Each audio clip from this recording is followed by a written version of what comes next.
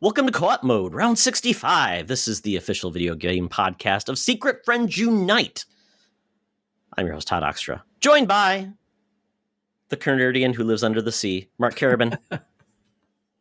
Hello, and welcome. How you guys doing? Fantastic. Excellent. It's kind of a heat wave. Some people are like burning. I think it's hell on earth right now, but that's okay. We're going to get through this because we're going to chill things out with some cool gaming talk with one of the coolest cats in the biz.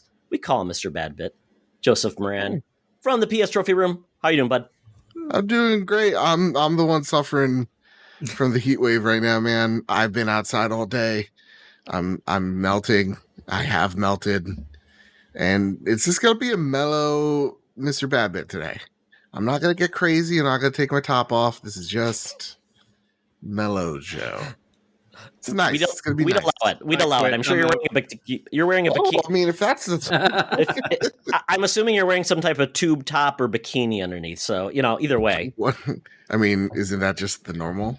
Hey, or maybe everybody wears or pasties. I don't know how you go. Listen, you can never go wrong with a good old fashioned pasty. Just ask my dad. Put that on. Jesus. Absolutely. Oh my goodness. Well, Joe, we're happy to have you on. It's been a long time, actually. You were on the Last of Us 2 roundtable. Yep. Which was a very fun time because I think that's originally where you and Luke Lore decided to hate each other. I foolishly invited Luke on there, and he absolutely hated the game. Yeah. So I'll tell you, that was a year ago, wasn't it? Because that was when I was in the hospital with Finn. So that was a little over a year ago now, I suppose. Absolutely. Man, yeah, Luke's the worst host of the Xbox expansion pass, but we don't need to mention him anymore. Not at all. He's too busy. We don't need it to, kill our vibe mentioning that awful human being. No, he's too busy getting paid for mentioning Game Pass. Speaking of which is available. Game Pass is a fantastic service that lets you play over 100 high-quality games, day one releases, EA access, and more. You can start your first 3 months for just $1. Sign up at GamePass.com. Or whatever the hell the website is. I wish I rehearsed that. I swear, I can't let you shill for Microsoft just like the thousands of others. Okay, it's nonsense. What I'm seeing online is absolute nonsense. Just like the nonsense that Xbox has put their first party day and date into Game Pass. All for the low price, starting at $9.99 a month. Are you kidding me? Where's my residuals, Phil Spencer? If only I had an Xbox or PC to play. But wait, I could play on my phone or stream on my streaming device. At the low cost of $14.99 via, Xbox Game Pass via xCloud. Yeah. And if you like buttons, check out the episode of Co-op Mode. Thank you all for listening. See you guys. It's been nice. Big bucks. All right. I host a PlayStation podcast. That's right. Let's talk about that awesome PS Now price you can get today. Yes. Yeah. How much is it? No one uses it, so no one knows. I'm only kidding, Todd. I know. I actually signed up the $45 for a year for PS Now. I mean, nice. All said and done, it's an awesome option if you're just getting a PlayStation now, and playing. So there's lots of great options, unless you're Nintendo. Oh yeah. So moving on. Oh, well. Now we move into a little bit of business. So, Mark, you've decided to continue to push Secret Friends Unite into the modern era of off of Facebook with the olds and pushing into new eras of interaction. So tell us all about something that we're doing now. Yeah, well, okay. First off, I don't want to say we're going off of Facebook because I still use Facebook all the time, especially like for work and just myself. And I love the Facebook group, but I also thought we could have something that was a little bit more conductive of conversations and stuff. So, taking a page out of the trophy room and Yumi and Capri, we're doing our own little Discord. So we have a Discord server up right now. We've been tweeting out the links. So if you're looking to join, follow any of us on Twitter. Secret Friends U on Twitter. The links are there. They're also on the website. If you see the social buttons up top, secretfriendsunite.com, there's a website link, and that will go to a Discord. Directly to the Discord server, and I don't think that link ever expires, because some of the Discord links will expire after like 14 days, 7 days, whatever. So there we go. We have a Discord. There's already fun conversations going on there with a small group that has signed up already. Before, I think, is this the first podcast, or you guys mentioned it on Secret Friends Unite? We did not. Well? No. Okay, so this is the first time we're actually mentioning this on a show.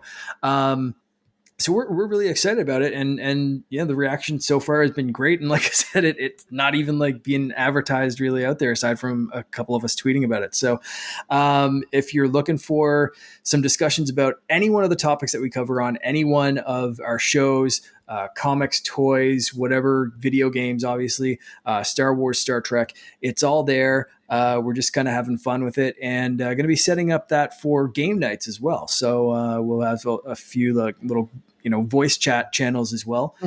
And yeah, it's just going to be a good time. And so far, everyone's just kind of hanging out and following the rules and being very, very fun and respectful. It's great. Absolutely. Nice. And we've had zero nudies yet, so that's great. No Yes, yeah. We did have, when we hit 20 people in the server, we had our first spam bot, which I thought was wildly entertaining. Discord gives me headaches. Running a Discord is hard, everyone. I know that too well. Yeah, absolutely. So and we know there's a lot of great Discord channels and just Discord servers out there. So we want to do it a little bit differently, where, like I said, we are kind of a reflection of our network and just kind of a good hangout to talk about just generally geeky stuff. It's a good time. So that's the first thing. Like I said, Facebook's not going away. This is a little bit more conversational, and you can kind of, if on the Facebook page group, it's everything's all in line, right? Like if you don't care about Star Trek or toys or this or that, you're still going to see that in the group. And this, if you don't like Star Wars, you never have to go in that channel. You will not see any Star Wars stuff. If you just want to check out the video game channel, cool, check that out. So it's a little bit more like yours to play with. So it's kind of cool. The second thing is that if you're listening to this on the shared podcast feed, the one that has every single one of the Secret Friends Unite shows, there might be a change. I don't know. We want to kind of warn people. About this. Right now, that is the last thing that's hosted on Podomatic. When we started building up all the other shows, at first we were hosting on my old website, thecanardian.com, and then we kind of changed that and rebuilt that into what's now secretfriendsunite.com. So most of the shows you've not noticed a change in, which is great. Most of the solo feeds, but if you're following this on the combined feed, we're ready to flip that switch, and I don't know what's going to happen. So it could not make a difference whatsoever. You could just be following along, and one day there's something in the background that's going to change, and it's business as usual. But it also might kill everything, and you might have to re-download or resubscribe to a brand new feed. Like I said, I don't know what's going to happen. We will try to make sure everyone knows in the Facebook group, in Discord, on Twitter.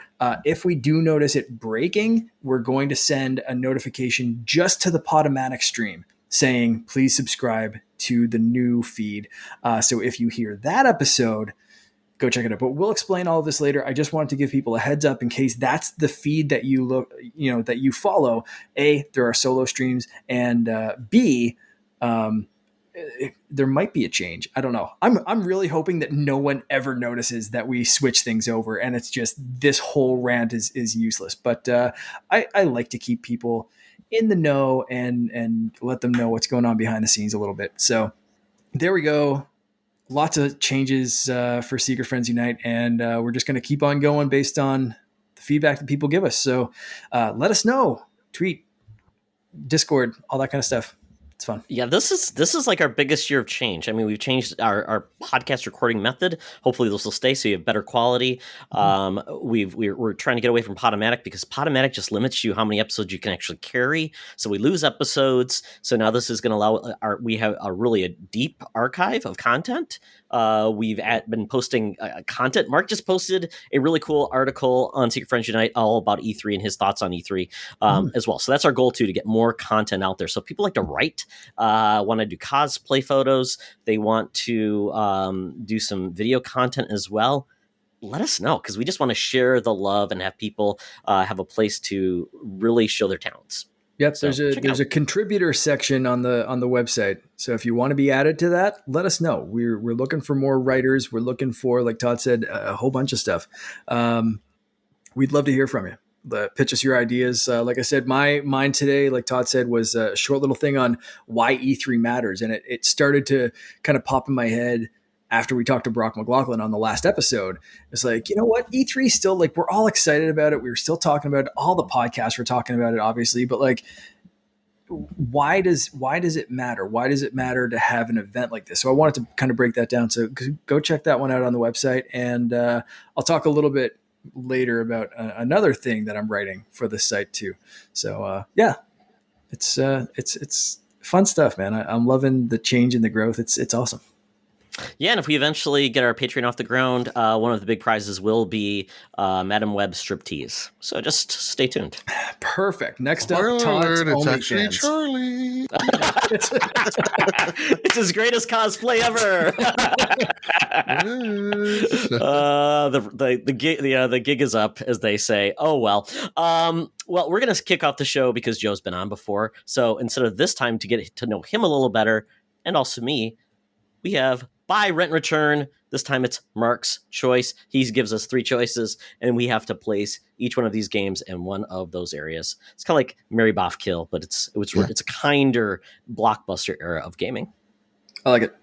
Okay, I'm choosing these just for Joe because you run a PlayStation podcast by the players for the players.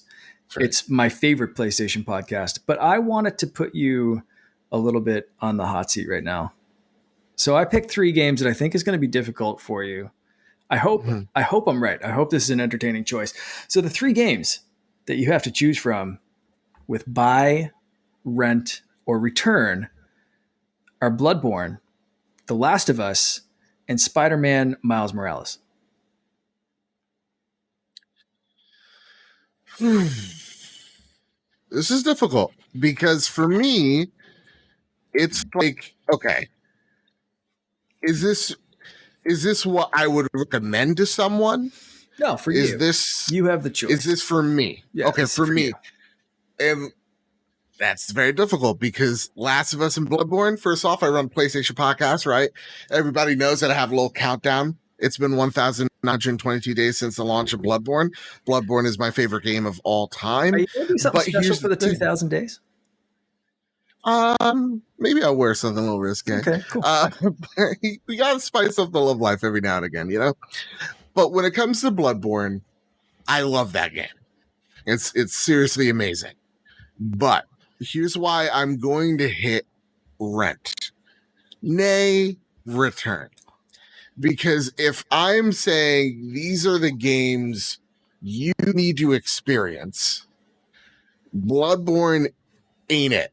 Because I think for the most people out there, you're going to be taken back by Bloodborne's introduction because it is a difficult game. So I'm going to put that to the side. If you want the challenge, pick it up as a rent. I would say that. The reason why I would say we're buying The Last of Us is because that is a touchstone in gaming, not just PlayStation. Like, there's never been a series written like The Last of Us is written as. And you don't see a lot of video games take the risks that The Last of Us does. And it's even having a show. That's how you know how well written this piece of art really is, because other entertainments are actually taking notice of it. So I would say you buy The Last of Us, and then you rent Spider-Man Miles Morales. Why are we renting Spider-Man Miles Morales? Because you could, if this is the 3-day blockbuster return, policy here, you got some time with it. Like, you have just enough time to beat it, maybe even platinum it. So I would say because it's a shorter experience, that's why we're renting. All right. But how dare you try to make this a hard decision? Mark usually got a cop out. Well, last time I picked a PlayStation game and it automatically went to return because I don't like that game. Todd, what about you? Okay. How are you feeling on these three? Ooh, this is a tough one. Definitely, and this is what I always struggle. I'm like, is it a rent because I only want to experience it once and I'm ready to let it go? In return, I don't even play I play very little of it, and it's not for me. So that's kind of how I look at it. You don't get to return something you complete. It's kind of like you never leave the one bite on your plate and then say, "Oh, please take my plate back. It was horrible, but let me eat that last bite." It's not. Right. It's not that type of thing. You basically, you tried it, and all you do is get to experience it. So you can't say I'm going to play the whole game and then return it. It doesn't work that way in our world. So I will go with by Last of Us. Everything Joe talked about, it was phenomenal. And they did include multiplayer, so maybe that's why you keep it over the other games. But I still think there's something about that game that it's just a different level. And it's something that you could go back and experience certain story beats that would just make you relive those moments. Now the gameplay, though, that's where I don't know if it's the gameplay will want you to keep coming back to it, because the first Last of Us had some gameplay. I would say it wasn't the best, and they've obviously improved upon that. So, but Last of Us, just for where my heart lies, it's there. Then I would rent Spider-Man Miles Morales because I'm not a trophy hound. Once I beat the story, I had no interest in doing all the extra stuff because I hate the challenge modes and things like that. I still to this day have no platinums. I'm just not that guy. I know. And I've played games I've loved and I thought I've beaten everything, but it's just not the way I play either. So I'm good with 3 days with Miles Morales, loving that game. Mm-hmm. And that story, that music, all of those beats come together, and it's a very short experience too. So that's why that would be a rental for me. It's not because I didn't like it. It's just because I rarely replay games and I don't keep games. I always turn them if I have them physically. I got that one from GameFly, which I actually then I can contribute to the buy, rent, and return, because sometimes I buy games from GameFly. GameFly, it's the best deal in gaming, guys. $15 a month, 2 games at a time. The newest games from all your platforms. Check out gamefly.com. Check the promo code. Exactly. In the description or whatever they say. Yeah. Gamefly.com/co-op mode. Yeah, check it out. Please, GameFly, please sponsor us. And then lastly, Bloodborne. Bloodborne is a Souls game. It is the only Souls game that I played more than the first level. Okay, fair.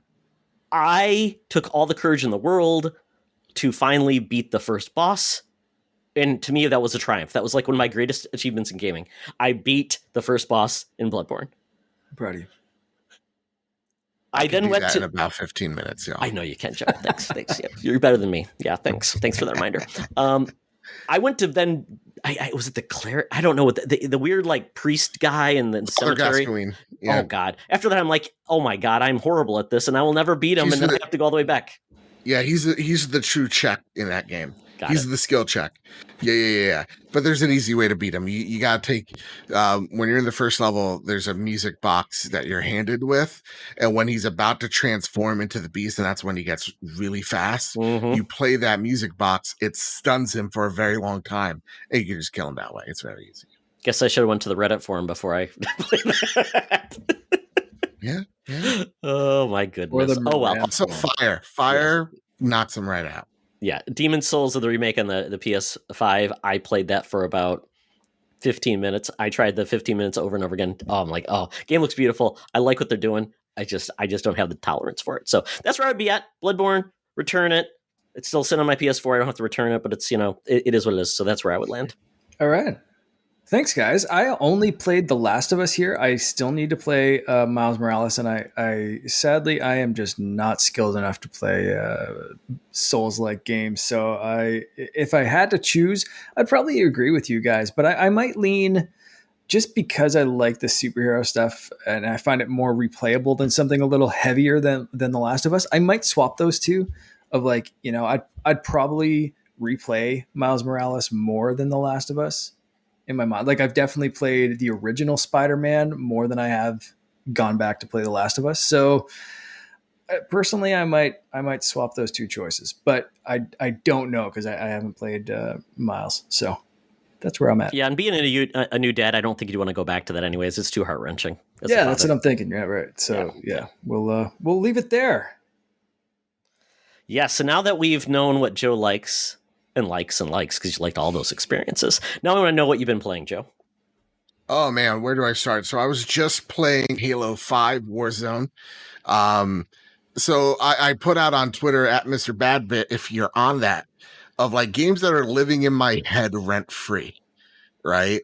And it's Halo Infinite, Elden Ring, Horizon Forbidden West, Kingdom Bridge of Spirits.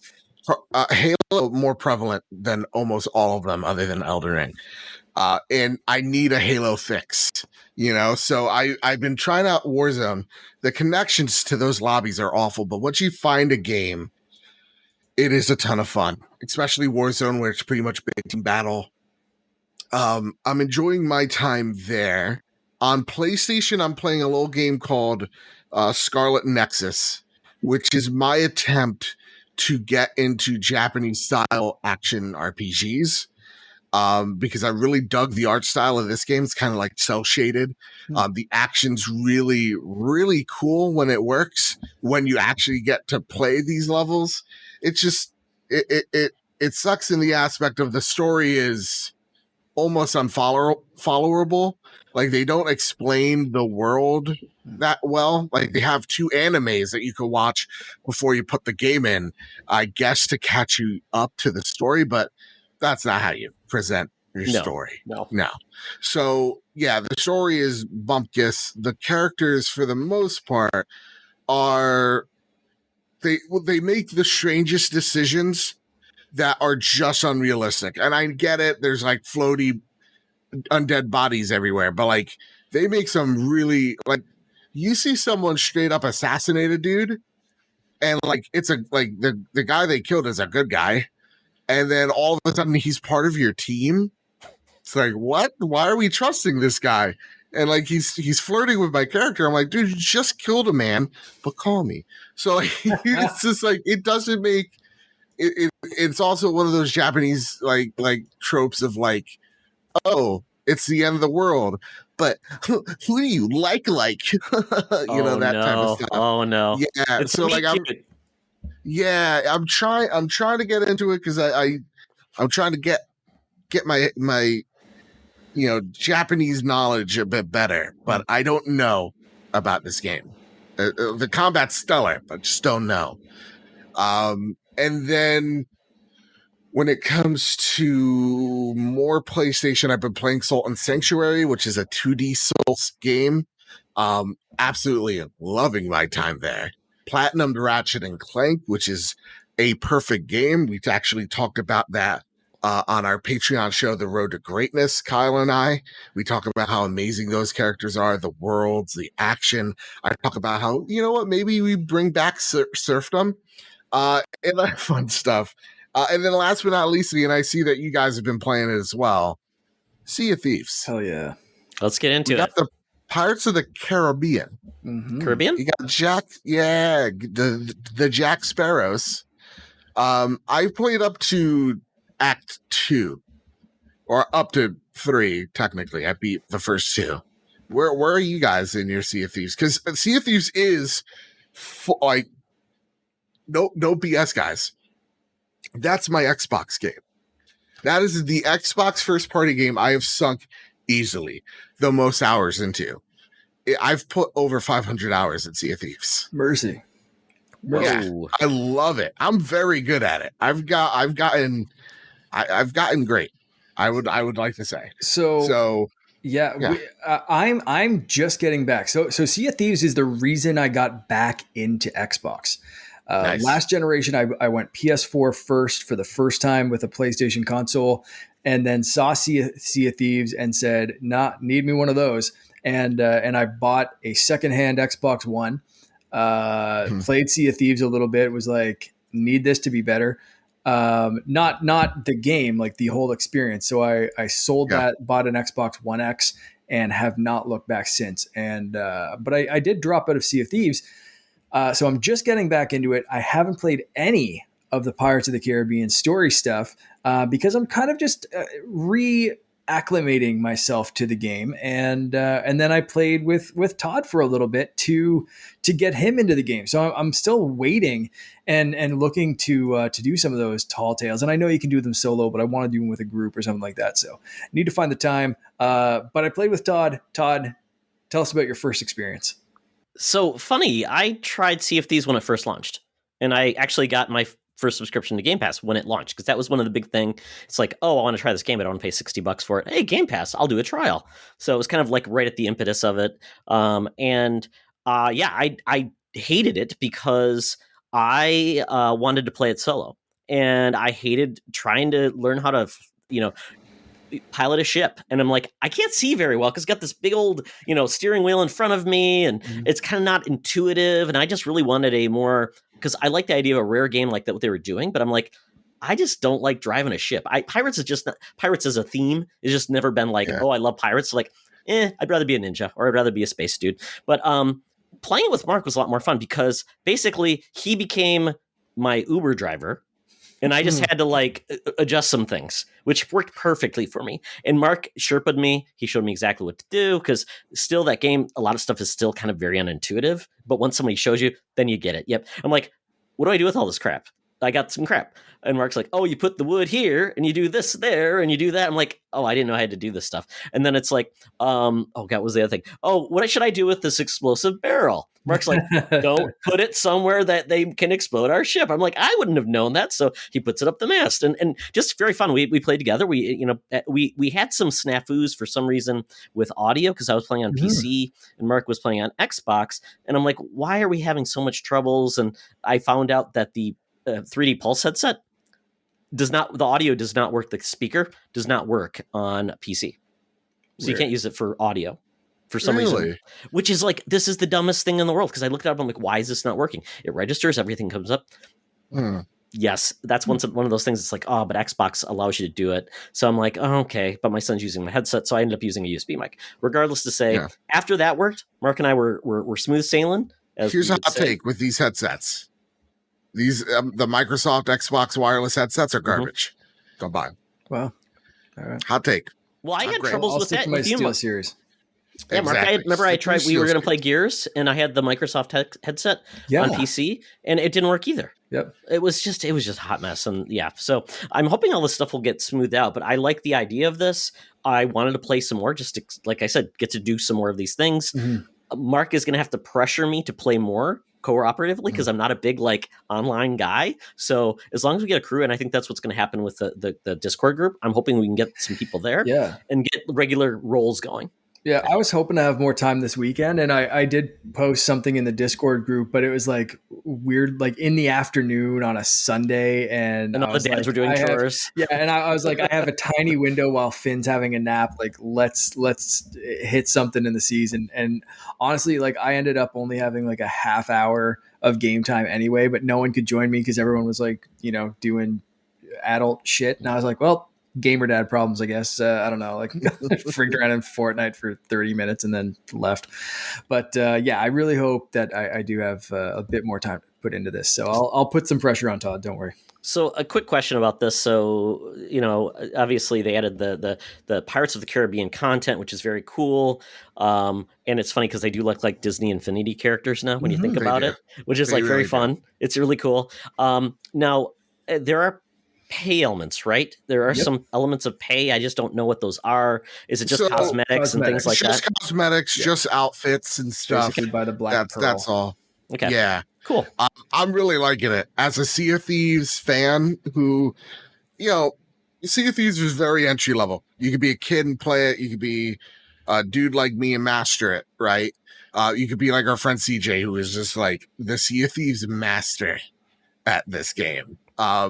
It's very entry, kind of like Fortnite or any big multiplayer game. Basic when you look at it, broad strokes, right, with a broad view. But when you actually get into the systems, yeah, there are things that you can kind of break in order to or get a deeper understanding of to get that edge. It is actually kind of similar to like how you could break ideas or systems to your advantage in a Souls game or in a game like Returnal. You could do that here. That's why I like that game so much, because it really is at the end of the day all about communication. If your team is communicating, everybody knows their role, you guys are good. Once someone tries to be out of lockstep, everything goes to crap. Right. That said, the story missions that I've seen have done a great job of introducing what's happening in the world, introducing some new enemy types in the world, so you're not just facing skellies, and actually put in a deeper story. There's been a story there, but I think something that is way more accessible for everyone who's just stepping into Sea of Thieves for the first time. It very much reminds me of classic World of Warcraft world events. So if you love WoW and you love how those story missions kind of work, Sea of Thieves is really just taking a page out of what World of Warcraft has done in our MMOs like that. So I'm really digging this update. It's everything I wanted in Sea of Thieves. Did you buy any of the cosmetic stuff? Did you buy like the key dog or anything like that? Yeah. I'm a big stupid idiot. I bought the costumes. Nice.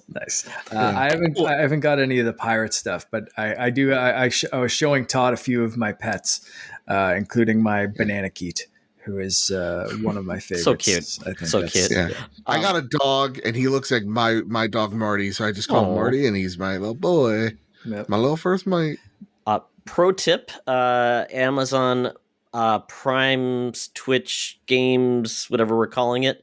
Right now there are perks. So Sea Thieves perks are there. Go there, get some free stuff. Yes. Right. No. Yeah. But the Prime perks are still up. This weekend they had a Twitch event that if you watched 20 minutes of someone playing Sea of Thieves Friday, Saturday, and Sunday, you got 3 different items. So sadly, by the time you're listening to this, I did post that in the Discord group, Todd. So you didn't pay attention there. I snoozed and I loosed. You definitely loosed on that one. It was what was it? A steering wheel, a gun, and a cup. I think a beer mug thing. One of these. Stein. Yeah. Flagon. Mm-hmm. So that's just a flagon. Todd, I'll grab the next one and you can jump into the last 2 you were playing. So sure. I was playing Alex Kidd in Miracle World DX. I was lucky enough to get a code for this one. So I've been playing this on Switch. I think it's out for everything. So PlayStation 4, PC, Xbox Series consoles, and then, PS4 or 5, all that kind of stuff. But I've been playing it on Switch.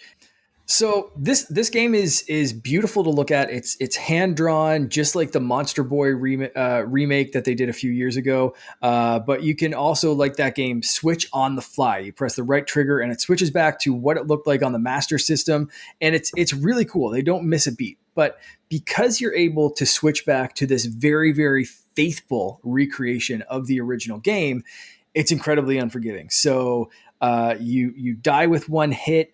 It's very floaty controls, but there's a lot of stuff that can kill you in the environment. So you have to approach this with a different mindset. So when I first started playing it, I expected it to be like a platformer, like Super Mario Brothers, Sonic, something like that. And it's more like a Dark Souls, Super Meat Boy kind of experience. So my tips, if you want to try this game, turn on Infinite Lives. Because realistically, all it's going to do is like kick you back to the starting screen, and you're never really going to progress because there's not enough lives, and everything just wants to kill you. So it is incredibly frustrating. But when you turn on Infinite Lives, you can kind of just, like Super Meat Boy, it just kind of keeps letting you kind of retry segments or levels or whatever. And it makes it a much more manageable experience. If you really want the hardcore, maybe you loved this game on Master System. I don't have any nostalgia for this game. So my approach was like, I just kind of want to see what this is about. I was also trying to do it for a review. So, I approached it like that. So my mind going in was like, I love Super Meat Boy games. And I know I said earlier that I hate like Dark Souls or style kind of games because I'm not good enough, but like I will beat my head against a wall for a Super Meat Boy style game. And I don't know why I'm broken like that, but I am. So let's just keep going with it.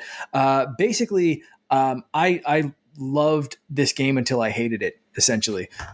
So once you play it like that, like I found myself really progressing and starting to get good and starting to kind of feel my confidence go up and realizing like there's a 1 pixel hit point kind of thing for the enemies before you can punch them, or else they'll kill you. So you start getting good at that. You start kind of learning the floaty controls and being able to pull off a couple of jumps in 1 or 2 attempts instead of, 16. But then I got to a part that's further on in the game that makes the sewer seaweed part of Super Ninja Turtles for the NES. It makes that look like it was a well-designed piece of a game.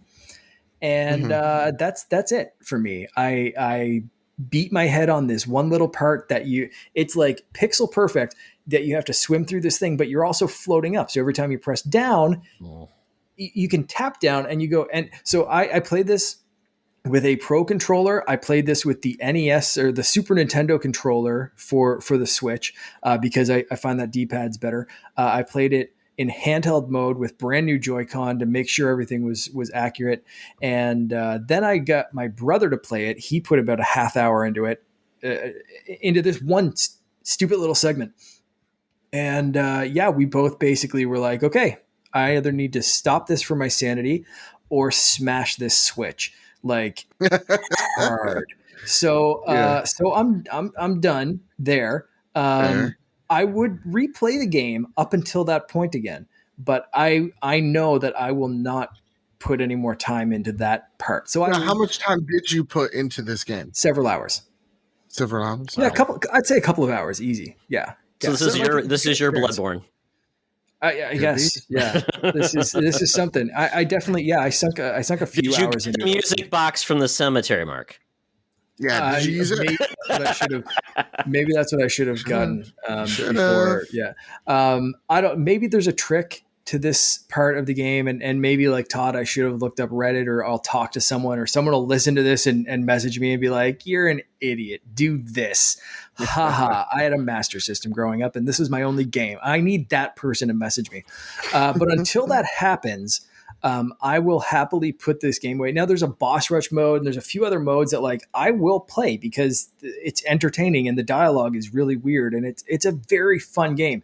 And like I said, I loved it till I hate it. I'm working on a full written review. So there's all the stuff that I just said and more. That's going to be on the website probably by the time this episode goes up. So if you want to hear more about my thoughts and see some screenshots of me dying repeatedly, go to secretfriendsunite.com and check out the review. I tell you, there is like a series of, especially like I think I bought Monster Boy on the Switch because I'm like, it's beautiful. These hand-drawn visuals are wonderful.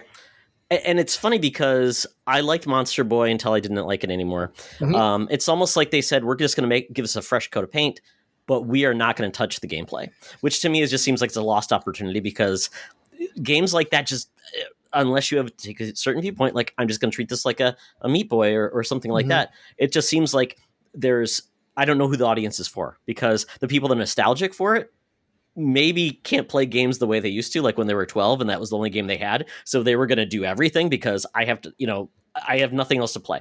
So I'm just going to go through this.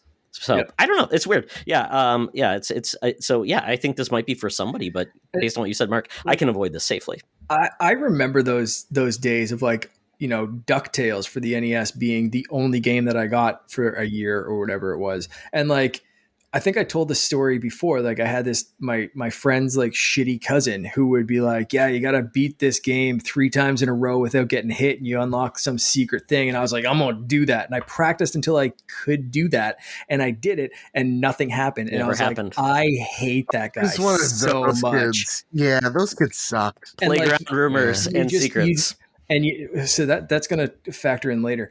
But like, it was one of the, like, I've never seen that guy again in my life. I'd hit him with a car if I did, because I still remember his dumb, stupid face telling me to beat DuckTales 3 times. I've played that game in the Disney Afternoon Collection. No. I'm not like, you know, but like, so there's someone that has been waiting for this. Like I waited for the Disney Afternoon Collection, but, it's hard to recommend, but as someone with no nostalgia, like I still loved it up until I didn't. It's a cool game. Check it out. If any of that sounds appealing, I don't know. Absolutely. If you're in for a good challenge. Yeah. Right. Challenge. It's going to challenge you for sure. Yeah. Absolutely. Okay. Well, gentlemen, a game that you can all play now on Game Pass is D&D Dark Alliance. Which just makes me think that maybe Xbox Game Pass needs a seal of approval, like Nintendo had back in the day. Oh, no. Everybody's so excited about this game. It's Game Pass day one. It's going to be there. It's kind of a Diablo-like, but it's from a third-person perspective. It's apparently, I didn't know much about this, but if you are a big D&D fan, these are iconic characters that have storylines and things like that. So I'm like, okay. But the interesting part about this game is there's 4 characters. Driss Duarden is like the most, I say, famous of these characters. A Dark Knight, you see, or Dark Elf, you've seen him before. He has like the white face and the dark hair, or black. Maybe it's reverse, black face, white hair. I can't remember. He's a dark elf. So, but he's very big in that genre. And it's all basically, this is one of those games where it's a weird mix of like campaign. It's co-op up to 4 players, local and online, I believe. And then, but it basically has a hub and you go on missions. So it's not like it's a standard, like you go progress and you keep going. And it's very odd. It almost feels like it's like an Anthem or something like that. Maybe like a Destiny where you're doing like the missions and it zaps you back. So it's very weird. And the AI is either the dumbest in the world if you play at a regular level or the hardest in the level if you play at like a normal level. It's weird. It's just very odd. Like I was getting my ass kicked at like medium difficulty, but then I went to like difficulty 1. It was like they wouldn't even pay attention to me. I had to like shoot arrows at them to get attention to them. So, but as I played this game, I just felt like it was one trick pony. And after you played the first level, that was all there to be done. And basically, it's just rinse and repeat. It's one of those games like Anthem where you get gear, but you can't put it on until you go back to the hub after the mission. So it's like, that's frustrating. Yeah, I mean, so it's a brawler. It's competent in a way, but it was very buggy. Like I would kill an enemy and you just see his body kind of skirt away and like, where are you going? It was like an ice cube floating across the ground and then eventually go into the background. Like, where'd you go, bud? Did you steal my gear? Where's my gear I got for beating you? It went away. It was very weird. The voice talent was pretty decent, but I don't really know if there was going to be a cohesive story because like I said, you play a mission and it zooms you back to this little hub place. And yeah, it just not good from what I hear, Todd. No. For what I've seen, it's abysmal. It's pretty bad. And I don't use that word lightly. Like, the classes are incredibly unbalanced from what I've seen. Depending on if you're in a higher elevation than your enemies, your abilities actually won't do damage to them. Glitches galore. This game, this is wow. When I just saw things with my human eyes, and I have this on Game Pass. I could easily, which is $9.99 by the way, per month. It's still a deal. And I uninstalled it because I was like, my time's valuable, man. I could be doing so like. It's kind of like in the age of streaming. Do I really want to watch the show about you're dating, but you have a dinosaur face? No. Sexy beast? Come on, Joe. Sexy beast, there you go. No, I want to watch Stranger Things, Amando, or whatever. That's what I feel here. And I see a lot of people defending this game or pretending to enjoy this game simply because it is on Game Pass. And the argument of, well, you know, it's here. You can just try it. Just try it. It's like, no, that's not good. That's not a good take. That's not a good. You don't need to defend this game because it's on Game Pass or vice versa. Just avoid. Especially with a service like Game Pass that offers over 100 high quality games that are different than this one for the low price of $9.99 a month. Absolutely. Yeah. So it is a conundrum because you'd say, well, this has been hyped up. It's a day one. But then ultimately, I've got to say this. Xbox, you lose games. They come in. Maybe it'll be a little bit more pickier about what you put on the service then. Just putting something on there because it's new seems to be a fool's errand. And they could put those funds that they paid to get that game on there on something better, is my thought. Because it seems like they wanted to put that on there so they can prove that the engagement for a game is there if it's on Game Pass. Absolutely. And I think that's a very easy thing to do. No offense to any of these games, because there's a lot of games I've played because of Game Pass.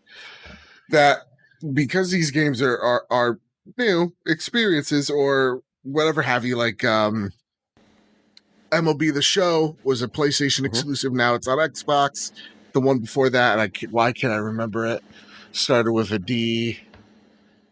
Oh my God, Square Enix game. Like those are not one and dones, but they're games that are relatively high risk because they're newer IP or IP that's unproven on a platform. So you could say, hey, listen, I'll pay you 10, 20 million bucks, get this thing day to day on the service. We'll prove to you that you'll have people on your game in these servers. And that's what it seems like they're doing. And I think this is the one dud that they've had in terms of games on that service, because it is not good. No, and this kind of was it like... do you guys think this was a calculated move by both the developer and by Xbox of saying, basically, we're going to get D&D fans. Game development is tough, but there has to be a point where you're working on a game, you have to release it, and you kind of know it's like a turd, but it's like, you can polish a turd all you want, but it's still going to be a turd. So like, you have to come up with a game plan. So was their game plan to partner with Xbox and say, look, this is going to get hopefully this many hardcore Dungeons and Dragon fans signing up for Game Pass for a month, trying out the service. It's going to bring people to your platform. We know this is going to only equal to this many sales, most likely, because the game sucks. Can we make a deal that way? Like, is there DLC? Maybe they cut a deal that way or something like that with Xbox. No, I think they 100% knew this game was a piece of crap. Right. Yep. So you got to there's no way you look at this going, oh my God, this is great. This is definitely them going, okay, we know that this is a solid 4 at IGN. So we're going to take this deal because we know these reviews will nuke this game, nuke the sales. This game is going to be a failure. I think Wizards of the Coast knew it. I think whoever was developing this game knew it. And Xbox wanted something out there, a cheap get in the wake of what would be Ratchet or a just incentive of this whole thing called Game Pass that we've been selling, right off the heels of the Xbox Bethesda showcase. So it was just a nice little a gift bag you could even consider of like, look, you have something immediate to look forward to, something in the medium future in July to look forward to, the Ascent. You have something in August to look forward to, which is Psychonauts, and Halo in September. Let's be real. That's what's coming. I think that was their play. They wanted something new. Every month they wanted to have like consistent releases of why you come to Game Pass. Now the funny part is, if they'd paid, I don't know how much they would have had to pay more. They could have got Crimson Nexus, Joe, a game you played, which arguably I would say is probably better quality. Just as, it's buyer beware though, in regards to like, do you like anime, do you like those things? But probably at least it's competent and would have been much more successful. And it's funny, the best game on Game Pass this year so far was developed by Sony. Yeah. So that's an interesting thing. And that's Xbox's play right now. They know they just do not have the games ready that from their first parties yet to do that. So they basically put their money where the mouth is. They've got more money than Jesus. And then they can just put these releases and it works out. And those games will only be around for a while. They'll be, 6 months and then they'll come to PlayStation or whatever, or a year they'll leave. And so it becomes a calculated game of, we just want as many people on our service. That's why it's $1 a month for the first 3 months. These are all things to get people on, and it gives them something to play. And I will say this, though, with the Xbox Series S, my hard drive space is more value than my time or my money these days, because holy cow, that's the problem right now. You don't have enough hard drive space to store everything, because Series S and Series X are still pretty limited. Even you can only max out 2 terabytes right now on the Xbox Series X. With that's the max you can do until they create bigger cards or something like that. And that was my question, actually. Quick pulse. This is off topic, but do you guys think they have a solution to support more than one card eventually, like a hub or something? No, I think we're just going to see bigger cards. Oh, so it's going to be like the Vita Life, where I have to, what game is on which card, and I got to swap around. Oh, I hate that. Oh, that's why I haven't made an expansion purchase yet. I've just been deleting games, and my internet speed's pretty great, so I can very quickly, delete and Mark, you're doing it wrong. Games. Get a Bertha hard drive and just transfer. It just transfers. It's so much faster. I could that. But for me, this solution works, and I usually kind of know what I'm going to be wanting to play, or whatever. So I can always, eat up a half hour even for the biggest game to download or whatever. But that's one of the reasons, because I'm expecting bigger hard drives and they're going to be more expensive, but I'm also hoping the price comes down a bit. But, we'll see year 2, year 3, whatever. But for right now, this just deleting stuff works for me. I'll fill up 85%, 90% of my hard drive, and I'll be like, I haven't played this game in 3 months. So see ya. Yep. Bye-bye. Yeah. I was looking at my Series S. You can only fit Gears, Halo, and one other game on a Series S. Mercy. That's it. 3 games. So as bad as people complain about the PlayStation, I'm like, they should have put a terabyte in the Series S, because I'm like, at that point, I'm like, I use my I have an SSD USB where it literally takes like 15 seconds to transfer a 10 gig game. So that's why I'm saying, get a big hard drive, do that. It's so much faster. And it's really nice because it tells you what's where. It's really nice. So do that. Right. Lastly, though, I played Yakuza Like a Dragon because it was free on Game Pass. And this is actually a much better game for what they launched. But it's obviously 6 months old, not a new release, but it's still beloved. And I thought I would give this a try. I've now played Yakuza 0. I've played Judgment. And now I've played Yakuza Like a Dragon. Not beat, played. I would say I returned all 3. None of them are for me, because it does the immortal sin of a lot of JRPGs. You do a lot more of sitting and watching than actually playing, which to me was frustrating because I was enjoying playing. But it was like I probably had 2 battles in the first 4 hours. And to me, that is just like ridiculous. It's like why am I playing? This is a game. I'm supposed to. Absolutely. Yeah. It's about the relationship, like storytelling along the way as you're playing battles. A game like Last of Us, Uncharted, other games, they put so much story in as you're experiencing the game versus stop and watch a movie, stop and do that. And it's like, guys, can we do something different? Again. Absolutely. So it's very frustrating because I think there's a great game to play there. And I was actually enjoying the combat. I don't like turn-based JRPGs, but the way they did it, it was so much fun. And I thought this is really solid. Yeah. But I don't want to play 80 hours of a game that really only needs to be 20 hours. I want a South Park Stick of Truth JRPG, because those games, they stick to the story. You auto level essentially to get through it. And this game just like, oh my God, I know you're having fun with it, but it's just not for me. So, and when people tell me, oh yeah, and it gets to one point in the game where like you're 40 hours and you're thinking you're going to be done, the level cap increases like so much that you're then basically grinding for another 20 hours before you can even progress the story. Mercy. I think we can move on from this. Yep. Yeah. Enough I mean, a lot of people love it, but I just have, to your point, Joe, I've got too much other games to play to just be weighed down by one that I kind of like, and I have to get through it. Yeah. Yep. 100%. Well, man, I ended up this on a downer note, guys. Man, oh man, I'm still playing Ratchet and Clank. I love that game. All I can say is I just want more. And my biggest fear in that game is I'm going to beat the game before I get all the weapons. But that's my biggest complaint.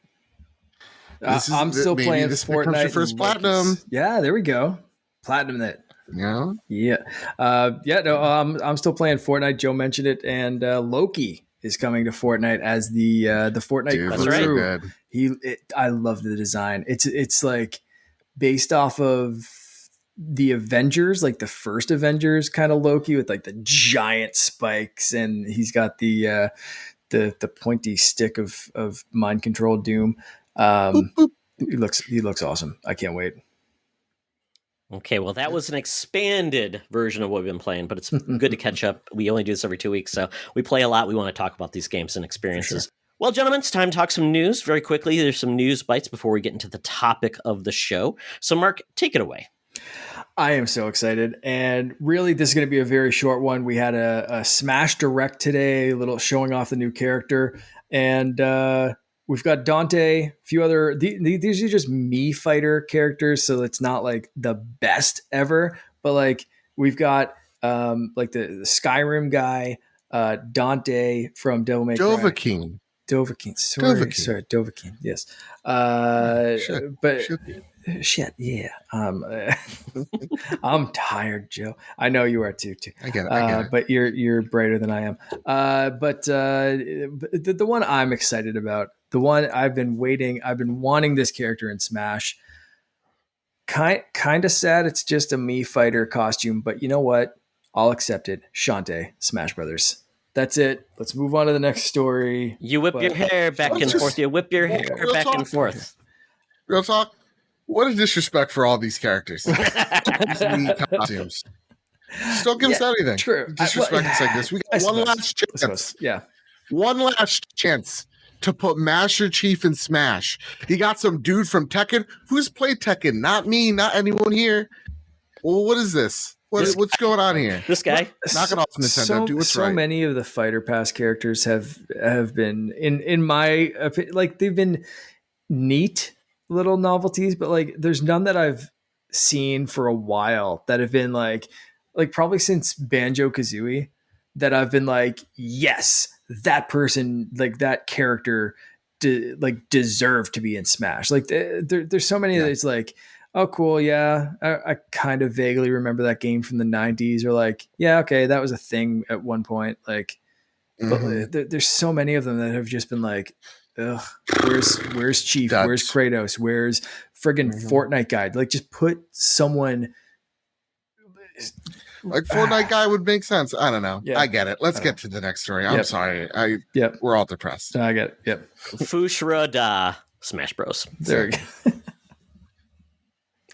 Next story, we have Microsoft has today just basically finally released the cloud streaming service available now for PCs and also iOS devices. It was already on Android. So it's there now. And they were saying they were going to upgrade to Series X hardware in their servers, and they finally have done it. So this is a big move. It's now available everywhere. I think it's not everywhere yet. It's not on TVs yet. It's going to be everywhere for now. Yes, yeah, they're expanding to TVs and more devices like that. But this is basically anything with a browser. So it's running Safari. It's iPad, iOS. Like I've been in on the beta for iOS for a while, but like it's awesome. It's just on every single device. Mm-hmm. Yeah, it's very cool. It works. And today, gentlemen, I played it just to check out to see if the Series X servers were really noticeable. I tried Destiny 2 and I played Gears. I honestly did not see a difference. I don't know. Like loading time or anything? There's no... I have hardwired for it. I have a 1 terabyte connection, a 1 gig connection, sorry. And I'm doing it on my PC. So it doesn't have to worry about Wi-Fi or anything like that. And yeah, Destiny felt like I was playing it sub 30 frames per second. So I was impressed, I guess I should say, because I'm like, oh, I want this to be good because Destiny does 60 frames per second on Series X. Gears was fine. Did the load times didn't feel that much more snappier because that was going to be a big thing. So maybe it's there. Not everything is converted. There's no easy way to see. Yeah. There's no really easy way to see on any of the apps streaming that says like optimized for Series S and X.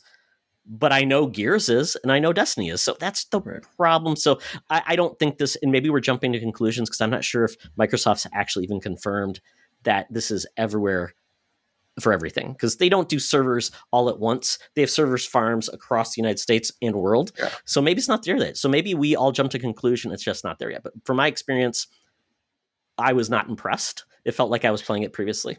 I'm going to be honest with you guys. It's not, this ain't it yet. And I know I'll come off as a big Sony pony here, but I have an iPhone because I am a normal person and I respect myself. And the xCloud, or now, Xbox Cloud Gaming Service, awful name, just stick to xCloud, please. But on Safari is bad. Lags bad. It's very clunky. Mm-hmm. I haven't tried the latest update yet, truth be told, but I played it a few weeks back and I was just it's still not here yet. Not to say that it'll never be here. It will be here in 5 years, not right now. Yeah. So yeah, I walked away unimpressed, and that kind of sucks because honestly, I feel like the cloud talk. I was talking to my friend Ains, and he said it perfectly. Xbox is always kind of too transparent, and they talk too early about things, and they bring things out too early. It's a little rough around the edges, and that's the perfect analogy here for Xbox Cloud Gaming. As you can play it on your PC, iOS, but man, oh man, it doesn't play that great. Now, at the end of the day, what they're targeting is people that are either super casual or low income folks. But even then, I'm like, if you're low income, you don't have great internet, I don't see how this is actually viable. Mm-hmm. And yeah, some people have been like, look at this is near playing on my phone, but like I have gigabit at my house. In my house, this games play like crap. So I don't know what internet these people have. Probably not American internet, you know that for sure. So yeah, I'm unimpressed with what they showed, honestly. I mean, this is honestly, I think this is the gateway to countries that Xbox is not important. This is basically Absolutely. Like, this is Japan. This is how they get there. Yeah. I mean, they were saying, I was watching a Spawncast and he was like saying, oh, big spike for Xbox. They sold 3,400 Xboxes and now they're at like 15,000 Xboxes compared to almost 1 million of PS5s. Yeah. I'm like, that's not how they're going to win there. People don't want a box. In Japan, it's a mobile culture. That's why Switch sells more than anything else, because they want something they take everywhere. Japan, a country like Korea, those countries this works for, maybe China, because it's a really easy thing for shareholders and for your audience to get excited about when you talk in percentages. Like we grew by 300%, but like, yeah, I checked some of the charts. I'm like I'll check right here, right now. Like I go to VG charts, and this is because Xbox doesn't release their numbers. So we have to do the digging for them. But in Japan, again, good on you. You've done well. Not saying this is good for you. You sold 2,000 Xbox Series consoles compared to the 20,000 that PlayStation 5 has sold, compared to the 80,000 that Switch is sold in this week, right? So yeah, and like you take a look at those numbers, and like UK, PlayStation 5's at 77, Series 31. So it's just like we get percentages are impressive, but when we get to the brass tacks, console market in Japan and South Korea are shrinking. The markets that you want to hit are PCs, and you want to hit mainland China with PC connectability, and mobile with the Korean and Japanese markets. That's how you should be doing it with xCloud. So maybe it works way better in Japan, but even then, I'm just skeptical. Yeah, I tried playing Destiny 2 when I had my friend and Logan were over at the house. They were using, they brought a Series X over. Logan was playing a Series S. and I was playing on PC streaming, because that's the only way you could play crossplay yet, because there's no Destiny 2 on Game Pass on PC. Come on, bring that over. Yeah. There's no crossplay yet. That's coming. I was practically purposeless. I was basically there to stay alive if I could. It's just not for Twitch gaming. Now, I would say there's probably a case for games that are more like turn-based or puzzle games or something like that. But in regards to anything that requires any type of quick response, it's just not there yet. Now, one thing I do think is maybe a factor in all of this, upload is important with gaming, because that's your response back to the servers of what you're doing. Most people's upload speed is horrible. I have 1 gig down, 50 megabytes up. It's horrible. So that might be part of it too. But most people, I would say, are in the same boat, where it's not asynchronous, where it's the same up and same down. Fiber, I think, is the only way you can really do that, or maybe DSL, asynchronous DSL. Most cable internet is just not great for that. So that's my other thought on it. So, but regardless, I think this is a first volley there. And Joe, I think you're right. They are getting, I think what they try to do is scare Stadia away, because in a lot of ways, because Stadia's tried doing this. And at this point, we've not heard Stadia in their upgrade path. When they launched 2 years ago, they said, hey, we're faster than Xbox One X. Well, now we got Series X blades, and we have no clue what Stadia is doing. And I just don't expect Stadia is going to keep revving up their tech in those servers. No, I think Stadia is done. Yeah, that's basically what I wanted to chime in with, was this. I don't think Xbox sees this as a selling point right now. I think it's a nice bonus for those of us who want to test out streaming, gaming, and that kind of stuff. You know, we're already in Game Pass Ultimate. This is just another nice little feather in the cap that we're not really going to use much yet. Like Joe said, I think it's got about 5 years. But it's also showing Stadia, like, you're not the only player in this game right now, and we're going to keep pushing it because we also have the physical hardware to back it up. I've been saying all along, I think Stadia is like 5 to 10 years ahead of itself. It still needs some sort of physical box media, something that you can download and have, because internet speeds just aren't there. So it's I think this is a long game from Xbox. And, I think right now it's like I said, kind of almost a fun tech demo. It truly is. Yeah. I mean, but this is, and this is Xbox's future, regardless of what I say. They don't want just 80 million boxes. They want 800 million users.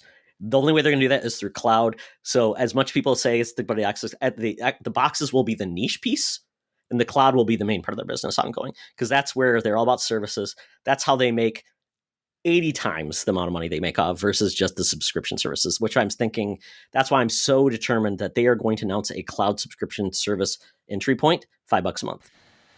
Yep. Because they can get so many more users, and then they get people buying stuff, skins and things like that. It just creates more revenue. So I think the box, especially when you don't make any money in the box, you actually lose money in the box. The investors are like, why are we doing this? We can be on the cloud and take a start. Because you guys heard about Kim Swift. They hired her. She is in charge of their cloud gaming. So basically, they're going to make games that are made for the cloud. And that's where it could be a game changer as well. And she's going to be helping Kojima's Xbox project, right? So rumored, Joe. It's happening. Which leads us into the next story. Actually, our topic, which is about rumors, and which led us to Joe's rumor with Kim Swift and Kojima, but led us actually into a really cool story with Joe being on, of a potential rumored expandalone. What did you call it, Mark? Yeah, I think it was expandalone. Yeah. So, Joe, you want to tell us about this rumor? Sure. So this is a little rumor, a little ditty for you. And I got this one from Screen by Brianna Reeves. Ghost of Tsushima, standalone expansion, Ghosts of Ika. Sorry, I'm going to mispronounce his name, and I apologize to all my Japanese listeners out here. Ikashima domain registered after Ghost of Tsushima DLC rumors. So, industry insider Sharpell Nick sparked talks of an alleged standalone expansion just a few days ago, claiming to have heard a word that Sony and Sucker Punch plan to launch an experience sometime in the later 2021. At the same exact time, internet sleuths have found out that Ghosts of Ikashima, that domain, that web domain, is taken by Sony. So this is now, this is not just a rumor anymore. This seems like it's happening. Seems like all signs are pointing that this is a thing that exists. This, I was gonna say this for the trophy room, boys, but I'll give this to you for free. Ooh. This screams to me we are not getting Horizon Forbidden West this year. That hurts me. That pains me, because Horizon is an amazing game, and that gameplay showcase was stunning. Yeah. That being said, though, I don't know if you played this game, Mark, but Ghost of Tsushima is honestly a perfect game. Like, this is, the more I think about it, the higher this thing jumps from my top 10 to my top 3 games just ever made. Like, it takes the good parts of Breath of the Wild, that exploration, like you constantly having that main path, but you deviating because you found a fox you want to pet, or a bird that's going to lead you to a gosh dang haiku, or jumping into a spa and you see a nice juicy butt. It's an amazing game. And so to know that we get more of that, rumored to be on PlayStation 5 and PS4, and on top of that, Sucker Punch has worked on, you know, these experiences with infamous Festival of Blood. So I'm super jazzed at the prospect of playing Ghost of Tsushima, because I'm gonna be honest, I platinumed that game. I even played it on New Game Plus. I'm like, okay, I'm out. I'm tapped. Sony, I'm done. But I want an experience. I want to experience that 60 FPS. So yeah, I'm a huge, even look at that collector's edition. Nice. That's Scotch Dane collector's edition right behind me. So I'm infatuated with this game. I'm so pumped. But I don't know what you guys think. Maybe does this scream Horizon gets delayed till February? Do you see this actually happening? I want you know, Mark, you seem like you're intrigued by the prospect. I don't know. I watched my brother play Ghost of Tsushima for a while, like a few hours, and was super impressed with what I saw. I have not played it myself, but absolutely loved just sitting back and watching him play through this. And like you said, he's following one path, and then he sees something off. And he's like, "Oh, I'm going to go check those trees, or I'm going to go check this, or look at those guys. I'm going to go slice them in pieces." And it's beautiful. It's on my list of games that I need to fire up my PlayStation for. And an expansion of that is fantastic. Is there room for this and Horizon? I think Here's you're the onto thing. something. If there is room for this, let's then break it down for the first year of the PlayStation 5, that everybody's like, "Oh, this costs worth it." You've got in Miles Morales, and again, some of these games you can also play on PS4. I get it. But like, you got the standouts that is Miles Morales, Sackboy, Asher's Playroom, which is stellar, and I put that as a standalone. You've gotten Demon Souls, you've gotten Returnal, you've gotten Ratchet and Clank. If you get Horizon here, that's a bonus. If you get Ghost of Tsushima in here, that's a like, you've gotten, they literally gave you 7 games, and then like plus you could even throw in that Final Fantasy 7 intergrade. Like, look at this, the 9 games. I don't even know how many fingers I'm holding up anymore. Almost all the fingers. We're eating here at PlayStation Nation. We may not have Game Pass. It may not be as crazy as the deals and steals you get over at Game Pass, but damn, am I having a blast with this console? So like, if it's true, but are they? I don't know. Well, Sony's delivering what they did on PS4. They launched a steady stream of games that you can only play on PlayStation at this year, and they're banging it. Xbox is not releasing games they've created. They're buying a lot of games and putting games out there. So the only game you're getting from Xbox this year that is made completely by one of their own studios, you are getting Psychonauts, but that was essentially developed before they actually came to the console, is you're getting Halo. Yeah. I mean, that's almost the first full year and no real first party games. So that's the experience. So it's not about exclusives to PS5. It's just games you can only play on a system. And that's pretty impressive. And for me, this is, and I remember, I think Sean Layden or someone else talked about this, is games are getting too expensive and they're taking too long to make. So the fact is, you can make smaller experiences that are top notch and get them out more regularly and give people a full meal. Like Miles Morales to me was a full meal. is exciting to me because I don't want to just wait. I mean, if you're a Halo fan, you've waited 6 years to get a Halo game. I mean, these long windows, it's like, I want to play more. So I'm excited for this. And especially they've had success with these smaller bite-sized experiences. You've made a great point there as well. Like, the more I take a look at, like, a 30-hour experience is my limit. Like, once we get to the 40-hour, I'm like, oh, cool. I think I'm sorry. I can't do this anymore.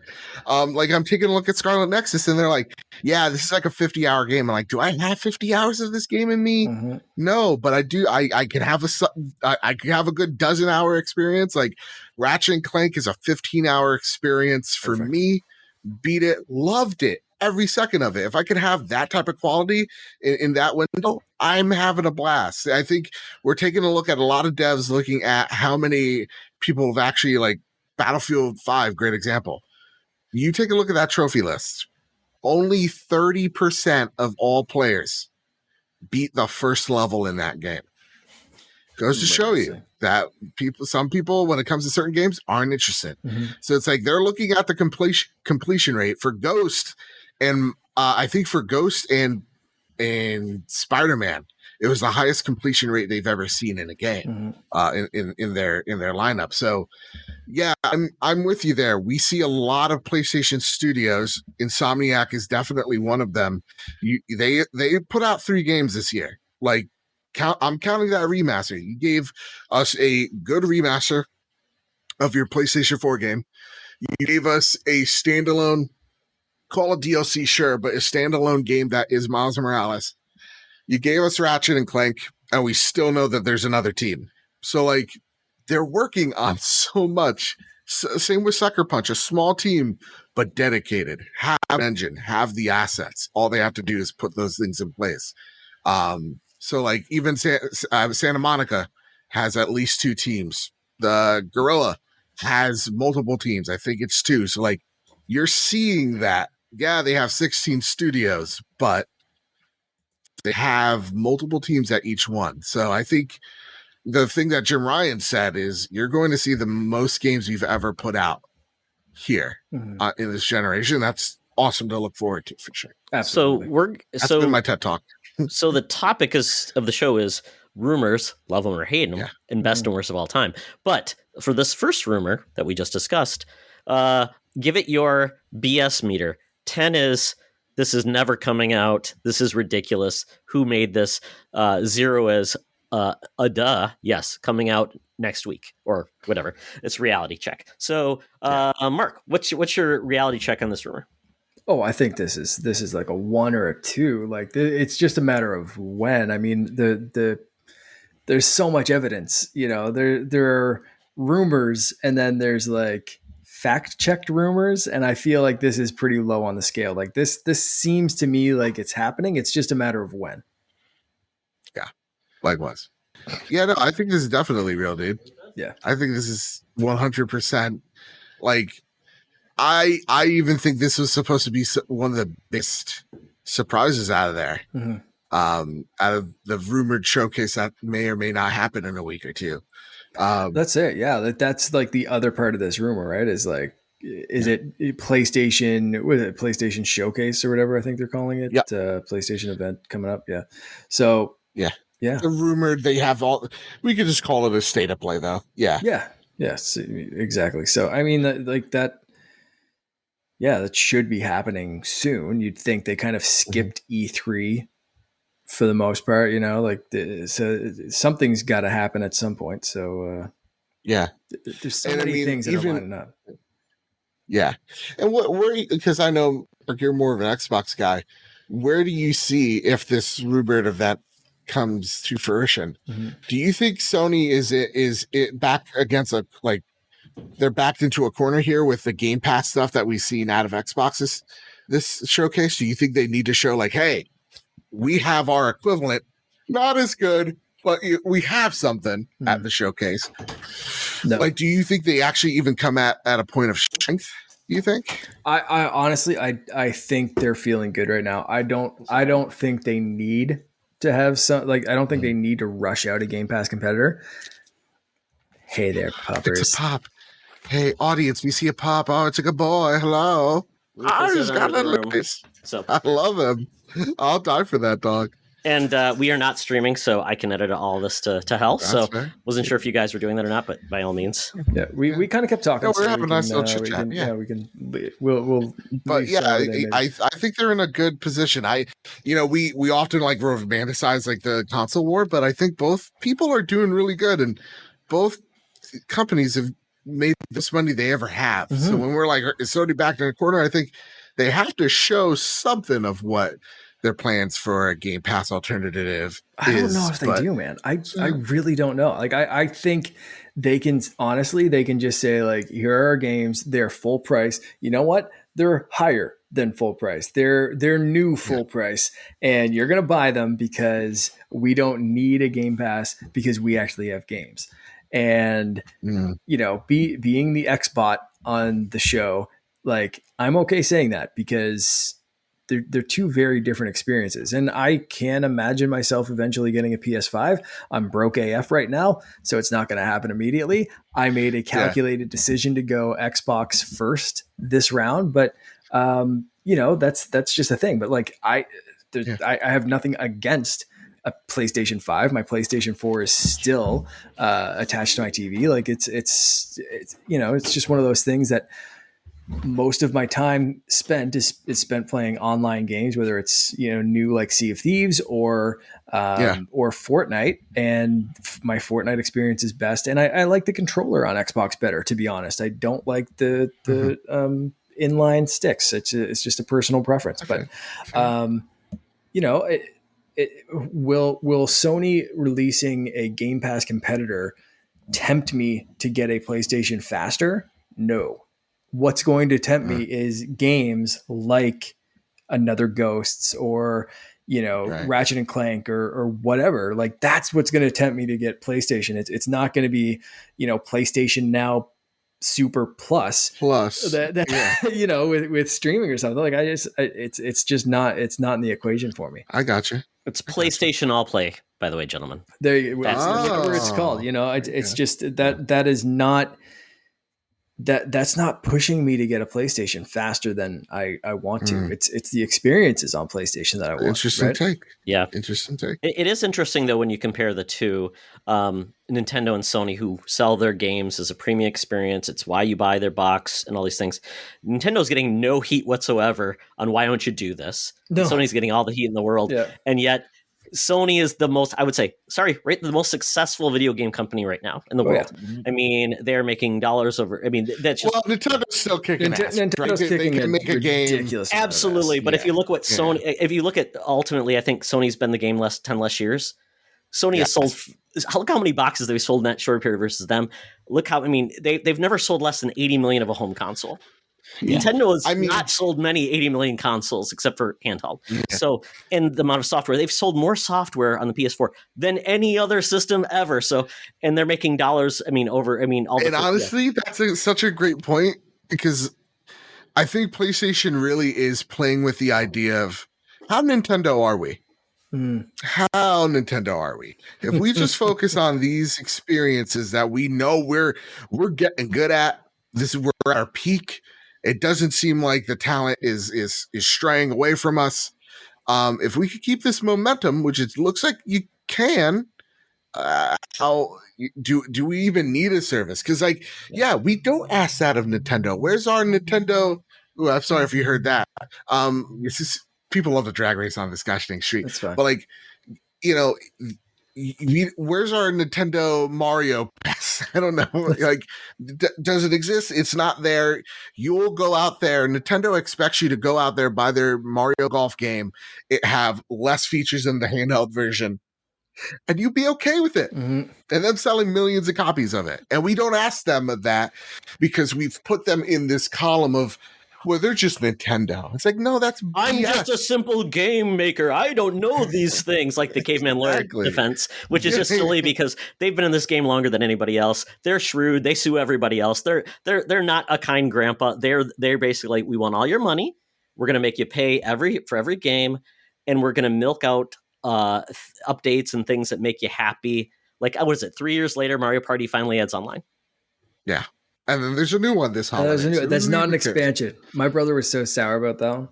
Yeah, but regardless, it is funny how everybody's perceptions about what the value is and why somebody should do something versus they shouldn't. It's just a weird mix. So I want to gauge from you guys, same kind of question as before, scale from 0 to 10, likelihood of PlayStation releasing a service before the end of the calendar year. Joe? 10. 10, not likely at all? Oh, sorry. I thought 10 is absolutely. No, 10 is horseshit. Absolutely. Yeah, 1? Okay, well. Todd? No, I think they are going to just increase value of PS Plus. So I would say it's a 10 that they would not do. Yeah. I honestly, I think that they are going to.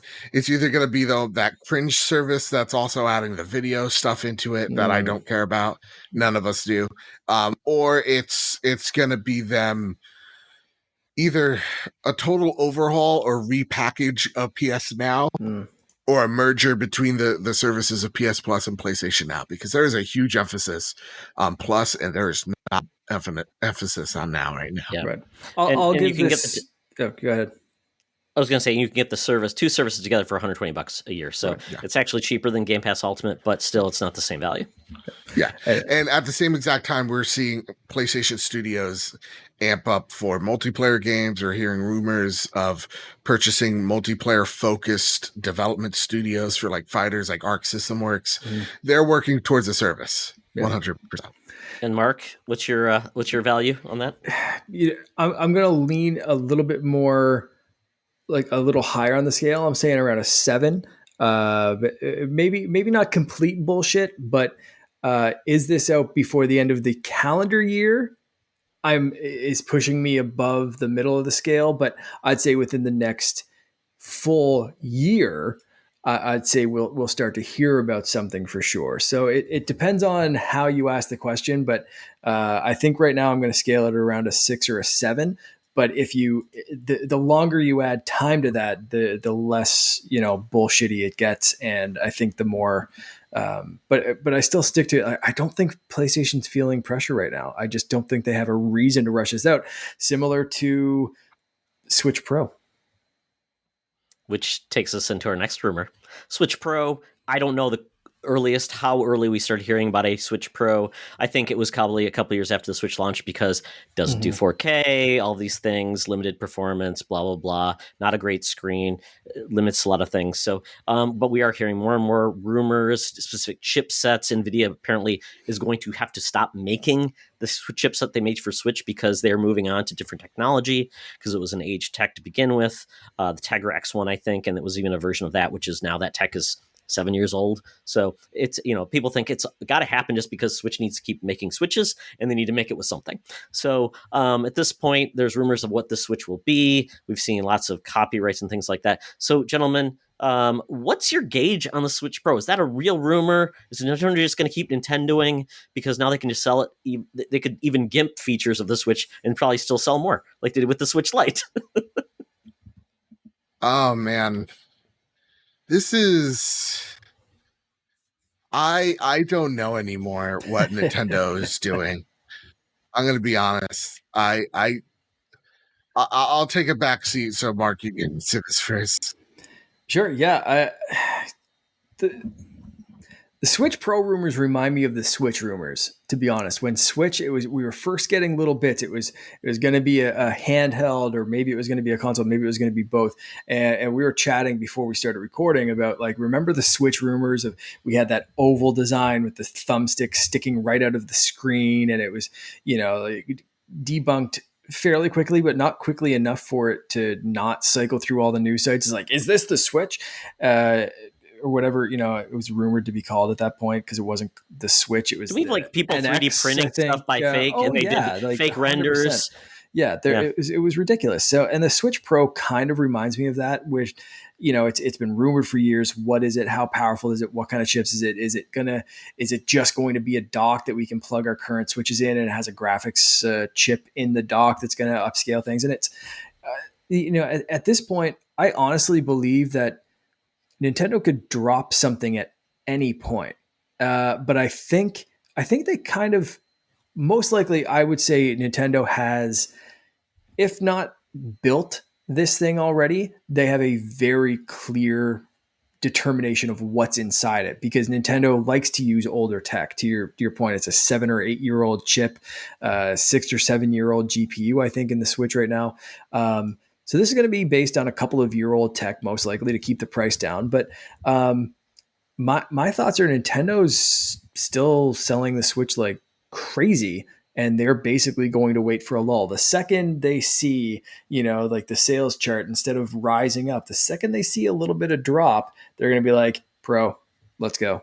And it doesn't matter if it's a month from now or a year from now, they've got it ready to go. So if this is, I could see this happening like March timeframe, where they just say like, you know what? Okay, we're starting to see a sales dip. We don't have a pandemic plus Animal Crossing to boost the sales up again.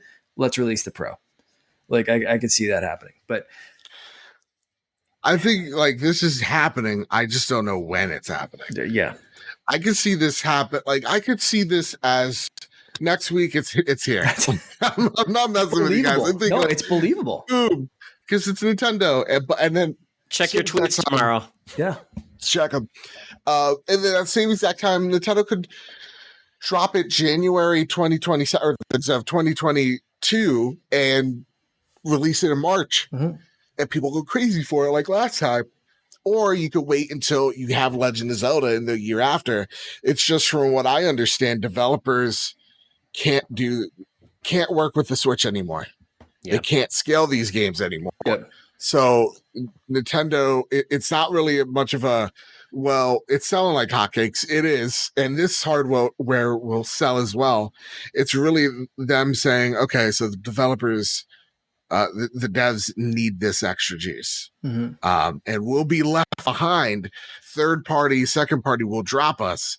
That's still important to us. So we'll throw them a bone. So that's what I read into it. In that case, because I'm not expecting that from a Switch Pro. I'm expecting this to be a PS4 Pro or an Xbox One X. Yeah. It's playing all the same stuff. So I'm, to me, not seeing this as something that there's going to be many, if any, exclusive games to. Like even the new 3DS XL had a couple of exclusive games in the SNES ports, which didn't make any sense, but they could play Super Nintendo games. That's the SNES game. That's what I just said. But that's So I mean, like, there is some precedence for it, but I've the whole time I've been imagining this as just like your game used to run at 16 frames per second. Well, now it's going to run at 30. Congratulations. When you dock this thing, it's going to upscale because of, was it DLSS or whatever? DLSS. Yeah. Like there's going to be those little tricks that you can see the companies that have built this in the past couple of years that, maybe Nintendo will catch up now. I really don't think this thing's going to be released and be like, well, cool, here's the next Battlefield game, or like, here's a Switch Pro and the new Call of Duty. Like, I don't expect that kind of like third party support to just be like, cool, we're suddenly supporting the Switch. And maybe I don't know. I'd love it to be like that. And just like, this is a replacement to the Switch. It's been out for 5 years at this point. Here's our new system. Like, this is the Switch 2. It's the Super Switch. It's replacing the last Switch, not adding on to it. Like it's, I don't know. So I guess, yes or no. Do you guys think this is a full replacement? Maybe thumbs up, thumbs down this one instead of the scale. Like, no. Do you think this is a no? I think the light will exist, but like the old Nintendo Switch is dead. Okay. Like that will be replaced. Yeah, I think what this allows them to do is double dip with people who bought launch Switches in the first couple of years, who realize that they're early adopters, and they realize they can then get people to double dip on a new system, like myself, who has a cracked back, and the system's almost 5 years old now, 4.5 years. And it would be great if my Switch played some games I was actually interested from third parties to a certain extent, because there's yet to be an Assassin's Creed mainline game on Switch. There's yet to be a Call of Duty game on Switch. They don't get regular Maddens, or the Maddens and things they get are gimped. And just think about that. Nintendo could make a lot more money, even more than they make now, by having games that are competitive, or at least to the level of PS4 on Switch. Nintendo makes money when they sell third-party games as much as anybody else. And when they've got gaps in their first-party releases, putting big games out there fills their schedule. Not everybody's interested in indie games. Indie games it's still pretty niche. They want people to say, well, you can't, if you want Call of Duty, you can't play on Nintendo. If you want Assassin's Creed, you can't play on Nintendo. The big Ubisoft games like Far Cry, those type of releases, you can't play theirs because those aren't coming out, but we did get things. So I think it's their way to stay competitive, and it's their way to say, well, you can still play the games on Switch, but they're going to run like 540p, 20 frames per second, which some games currently run that way on the Switch, and it's good enough. But you know what? You like us so much, you'll upgrade it because Nintendo fans love to pay for things. So I think that's just what's going to happen. I think we're going to see even minor upgrades. People bought that stupid Switch with a little bit better battery life. Yeah. So I think it's a no-brainer that they'll bring out a system that allows more games to come to the Switch. And if they can't play it, guess what? Maybe we have a streaming option, which will probably be subpar 2, like Hitman 3, but it's still an option. So I don't think they're going to leave gamers behind. You just don't get as good of an experience as you would on the Switch Pro. And it's whether it's an OLED screen, has Bluetooth for headphones, has Discord running natively, so you can actually chat with your friends, that more ergonomic Joy-Cons, things like that, which is more of a premium Switch experience. I could see all those things happening. I just don't think it will because I think they'll only meet us like halfway. And I think this is going to come out and probably going to come out March 1st in tandem with Breath of the Wild 2.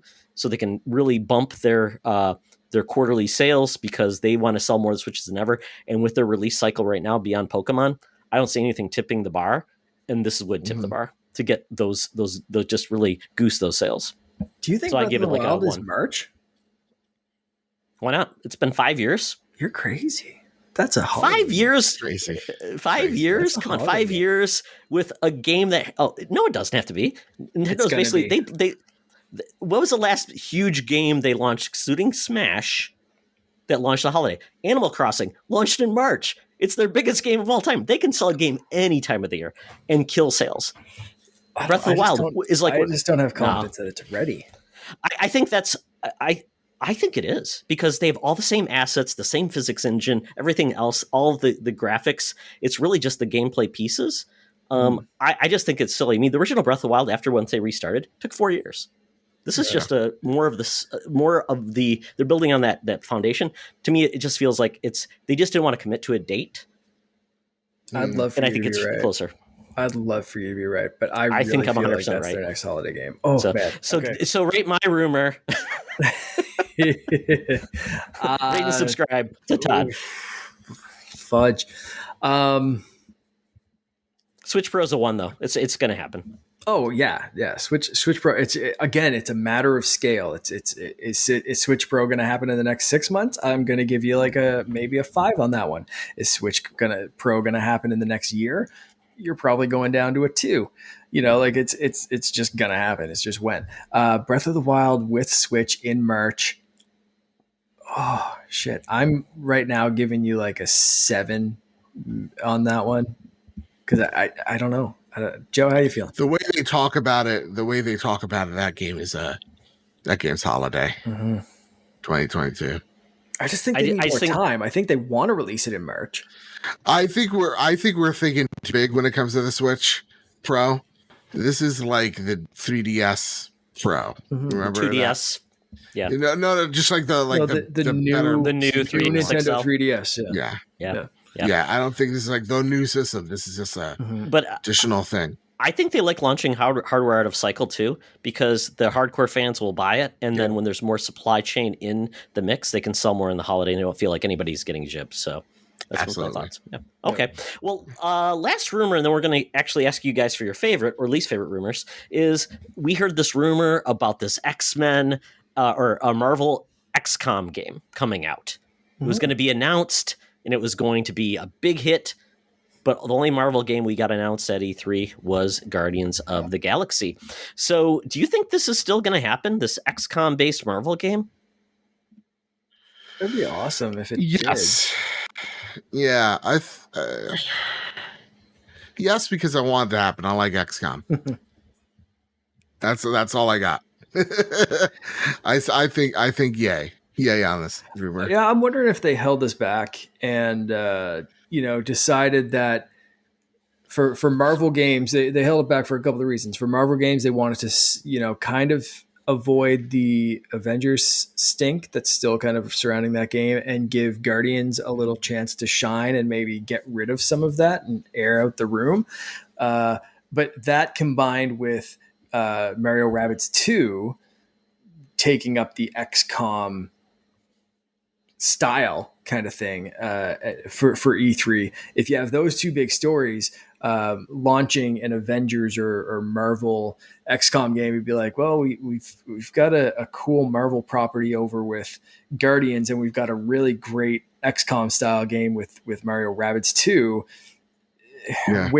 Why does this fit in? We're like, do something better.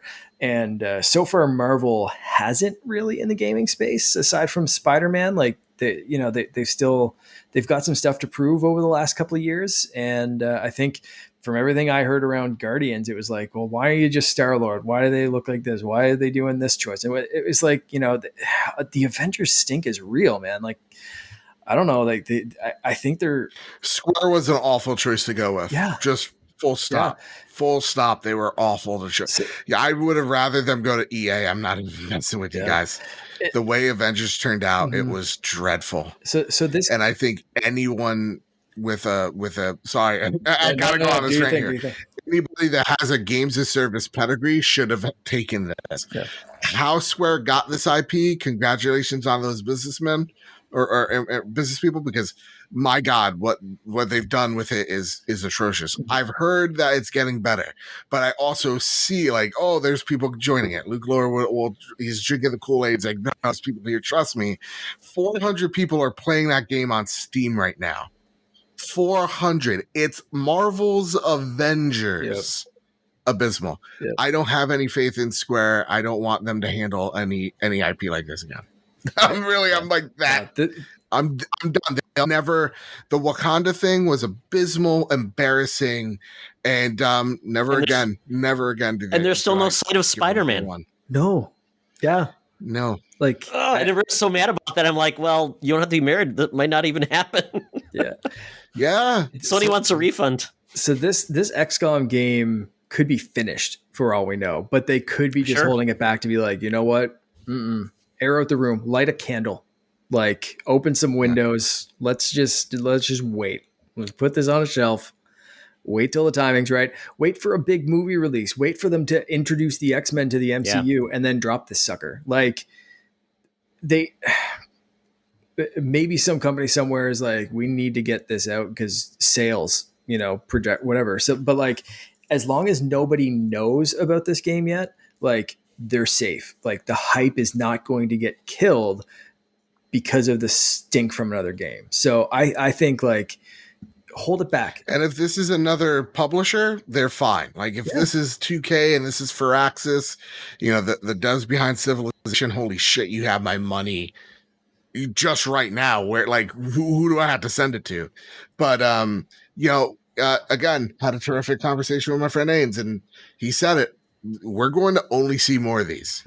Superhero stuff is going to be huge. Mm-hmm. This is just the crack in the dam that is going to burst open in the next 2 to 3 years. And I believe it. I buy into it. We've been completely underserved by quality superhero games, and there's room for more. There's so many licenses, so many cool things they could do. And, without Telltale being involved anymore, it just seems it's waiting for someone to really deliver on the promise. And I could see them doing this series. It could play out well. Although I don't know permadeath with heroes. They're going to have to work a way around it. Maybe put them in like a chamber of solitude or something. You can't kill Captain America, guys. You can't. Well, you can only make him old. That's the only way you can do in Marvel. They figured it out with Mario Rabbids. They can figure it out with this. Okay, there you go. Yeah, no permadeath. Yeah, don't kill Mario, please. So what's your rumor gauge on this one? 10, it won't happen. 1, it's going to happen. 1. 3. I'm with it. I'd love this to happen. I mean, it makes sense. Our luck, this is going to be like a mobile gotcha game. And it's going to, but I want this to happen for real. Marvel's killing it on mobile right now. Yeah. Yeah. 85 different games that I've never even seen before, but I'll make $1 million a day. But yeah, I mean, I would prefer a X-Men Legends style rather than a turn-based strategy tactical game, but I could see this happening because there's a fan base for it. Absolutely. Yeah. Absolutely. So, all right. So guys, we've been around the block many, many times. We've heard rumors throughout time. There's rumors we still want to happen, but they're probably dead.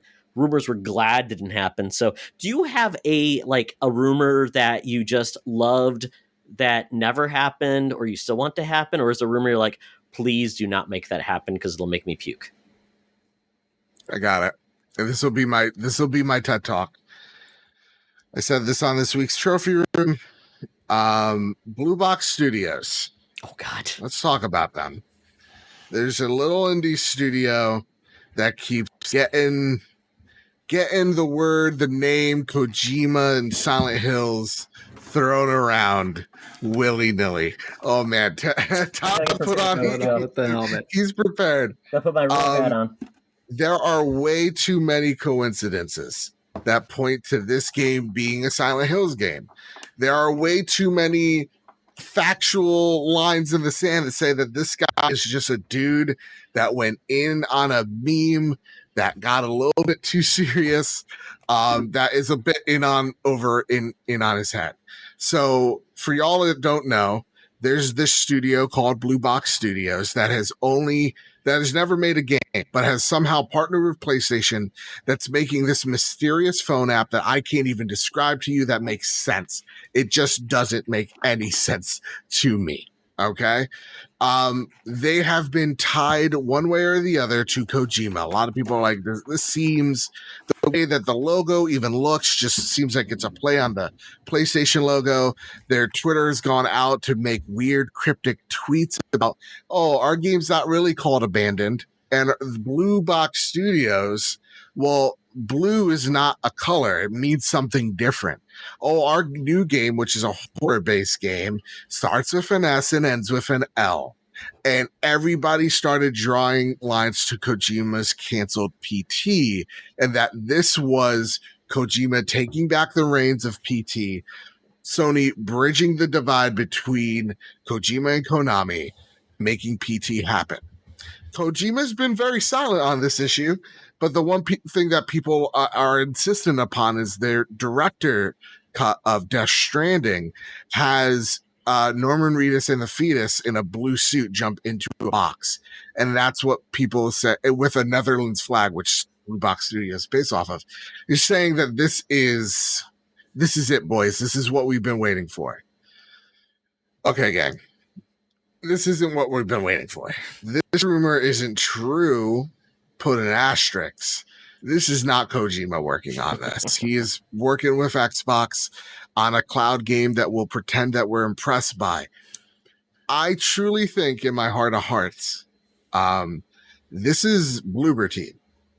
I think this is a ruse, but it's in a totally opposite direction.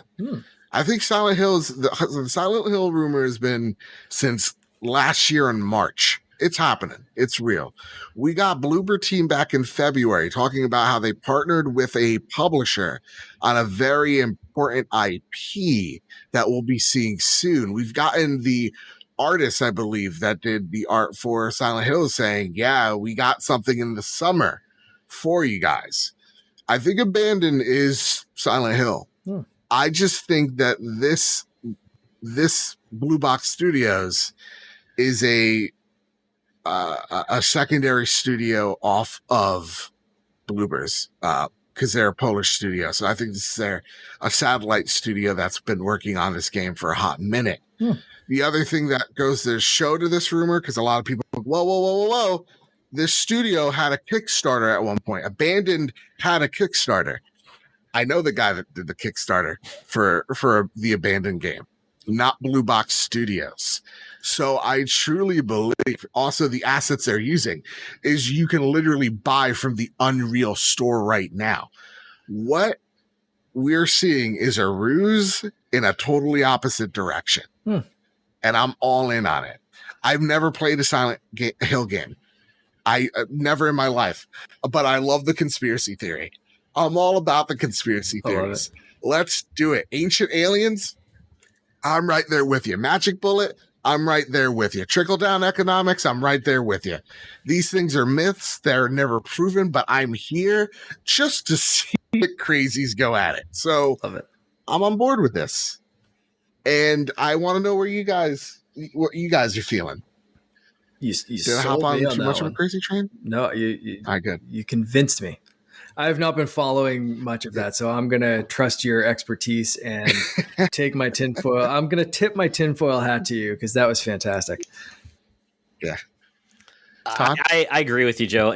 I keep hearing about this. It seems like a developer that tried to get onto the weird train of Kojima just doing those weird things, got out of hand. The dude even behind the studio like went on and said, "It's really me, not Kojima," and people don't even believe him. It's so bizarre. I mean, he should have shown up in like rags or bandages, like Moby Dick Studios guy. Oh my god! Exactly. Yeah, it should have been that. And even like they got in like their partnered studios to talk, like the one person that's part of Nurture Studios, it's their second party team. But like even then, like, dude, the production value on that guy's video, way too good. Yeah. We lived in a year of Zoom meetings. Dude, he's got aperture in the background and everything like that. That is, I don't believe that for a second. I'm sorry. And if this is just some dude over his head, congratulations to you, sir. I don't have an ounce of pity because you gained millions of eyes looking at your content. Even if 90% of them leave, you still have hundreds of thousands of people looking at this thing that are maybe interested in. You have tens of thousands of followers you gained on Twitter. No. I don't feel bad for you. I respect the game is what I will say. That's for sure. And that's a problem. You ultimately have a product that you aren't going to be able to honestly judge this game without something in the back of your mind saying, but they tried to fool us. They tried to do these things versus, you know what? The game should speak and stand on its own. But yeah, their personalities, they need to get noticed. And yeah, it gets to be a problematic thing with social media. But absolutely. Yeah. So I do not think this is Kojima whatsoever. So I that one, yeah, it's a good rumor though. I like that. So makes our lives interesting. That brings to an interesting point, Todd. And I think, like for me, I always most of the time I love rumors, whether it's going way back to the, like I said, even that jackass that told me about the duck hunt thing or the DuckTales thing. You can jump over the flagpole in Super Mario Brothers. But like there's a Tomb Raider nude code. Right. E.T. We've all been buried in the desert, right? Like all these rumors, and like some of them are true, some of them are false, some of them are only accessible with a Game Shark or a Game Genie or whatever. But for me, that is part of the fun of gaming. And it's like back to the playground and back to, whatever. And why I love Discord or Facebook or whatever of like, it keeps those conversations going with like-minded people who we can come together and share these fun little things with.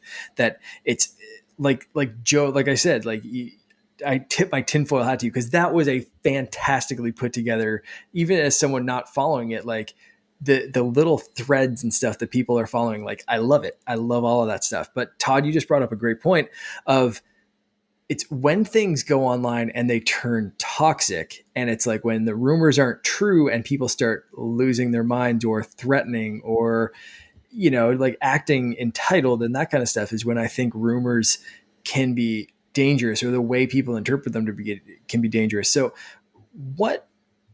I don't know. Do you guys have some past, or Todd, I guess, because Joe, I think that's your new favorite conspiracy, maybe. But Todd, any stick out to you? And like, well, let me tell you about these Dominion voting machines. Thank you, my pillow man.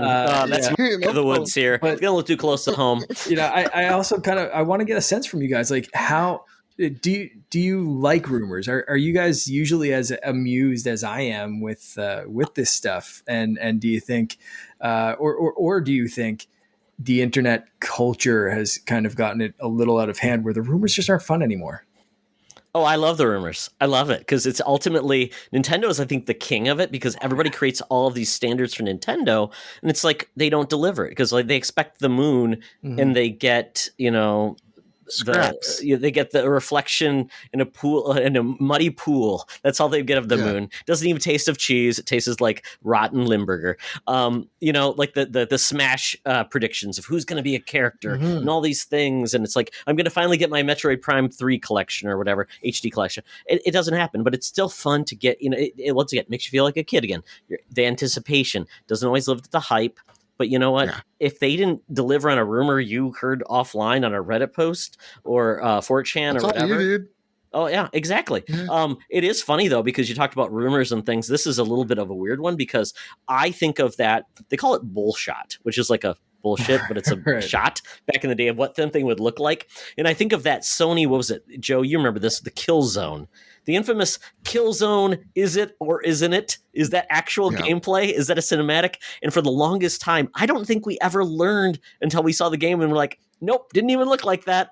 It's like, we saw that with other games. Ubisoft did that with like, oh, this is performed on a workstation Spider-Man PC even. that you can never own at home. Yeah, not enough puzzles. Well, puddles, right, Joe? It's just all these things are just weird, and sometimes they go bad, sometimes they go well. But I mean, it is the fun of why we do prediction shows because we heard a rumor or Jeff Grubb said something, and if it didn't happen, oh well. It's just a guess, and nobody gets hurt. But I mean, I just enjoy it because it makes me feel like a little kid again. Very, very rarely do we get that in any other industry. Movies, they announce a sequel 5 years in advance. There's no guessing. It's not debuted on a stage. I mean, it's just the way things are. I mean, it's specific to our industry.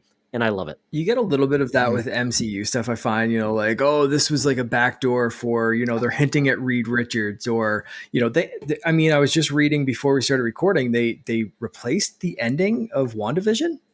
Did you guys see this? Yeah. They swapped out the ending. So that they've added trees, like when it's panning to her in the forest in the little cabin kind of thing. And it's slight spoiler alerts, I suppose, if you haven't seen WandaVision. But it pans to her and she's in the cabin in the woods and she's learning. I'm going to try to avoid some spoilers, I suppose. But in this new one, so before it would just pan, in this new one, they've added some greenery and some trees to the cliffside. But there's also like a shadowy figure heading down the mountain. People are saying it's either Vision, Doctor Strange, or something else that we haven't quite seen yet. Nice. But they've also Something added sinister. But they've also added the X-Men confirmed. X-Men confirmed, 100%. But they've also added thank you to the dude that did the Doctor Strange theme or something like in the credits. I love that stuff. So it's but like why, like is Loki messing with the timeline or like what the hell? Like the show is done. It's a Loki variant. That's all I know. Like that's so it's weird stuff. But like so that's like causing the rumor mill on the Marvel side of things. So you get a tiny bit of that, but like to your point, like not nearly as much in film and television as as with games. I will say right now, though, if you look at both Mark's and Joseph's spec shelves, there may be a rumor or hint of something in future for our podcasts. Yes. Just saying. We're going to have Thank you, Phil Spencer. Nothing. There's a picture of a hummingbird behind Mark. What does that mean? Something might be happening in the future. My wife's aunt painted the hummingbird, and then my drone is No. She confirmed. And Joe has a TIE fighter, so he might be a TIE fighter pilot in the future. Who knows? I am. Yes. Yeah. But I like rumors when it's the community's enjoying them. Like anytime there's a Bloodborne rumor, the community, our ears perk up, right? Like we enjoy it. Ghost of Tsushima's rumors, like that's exciting. But when it gets to be used for the fanboy stuff, the console war stuff, that's when I'm like, okay, all right, enough. Yeah. So and quite honestly, I don't know how you guys feel about this. Rumors are not spoilers. They are what they are. You know what? If you get spoiled because somebody said a rumor and it's not confirmed, I just think that's where I draw the line, because I think at that point, then stay off the internet, connect the internet, just connect the internet, because you are going to be a hurt person for the rest of your life because someone would have mentioned that, Zelda is not the boy. Gasp. I know. Mark, I know you're hurt. Mercy. You got a spoiler alert. Oh, well. Jeez. Yeah, well, just let me tell you, folks. If you hear any rumors about Secret Friends Unite or the PS Trophy Room, you know what? You can always go to the source, and we'll probably deny it because we have an NDA. But True. But at this point, it is time to end the show. If you liked rumors, if you don't like rumors, Mark, we'll tell them how they can tell us that. But before we do that, Joseph, tell people where they can find you. Well, gang, after we're done recording here, I'm going to straight up collapse. It's been such a long day, but I love enjoying or spending my night with y'all. Talk about rumors, speculation, all this good stuff. You can find me over at Mr. Badbit on Twitter if you want to hear or see some funny memes and GIFs that I've made from time to time. You can follow PS Trophy Room for all the latest and greatest breaking news surrounding the PlayStation ecosystem at PS Trophy Room on Twitter. And you can find the Trophy Room, a PlayStation podcast made by the players for the players, where each and every Thursday, me and my best friend Kyle talk about the latest, the greatest in all things PlayStation. Again, each and every Thursday, you can find the video version of that on YouTube, Apple Podcasts, Google Play, Spotify, wherever you find your podcast service of choice. The Trophy Room, a PlayStation podcast, will be there for you. We're trying to get to a couple more reviews on this Apple Podcast stuff. So tell us a 5-star review our way. That would be greatly appreciated. And that's it. That's all we got. Excellent. Woo. Even if you don't like PlayStation, watching Joe and Kyle go together and just show up for the impersonations, the voice acting, the felony crimes committed against Sony execs, it's great. Mm-hmm. Absolutely. Mm-hmm. Can't be proven. No. Not crimes if they're not proven. No. It's only a crime if you get caught.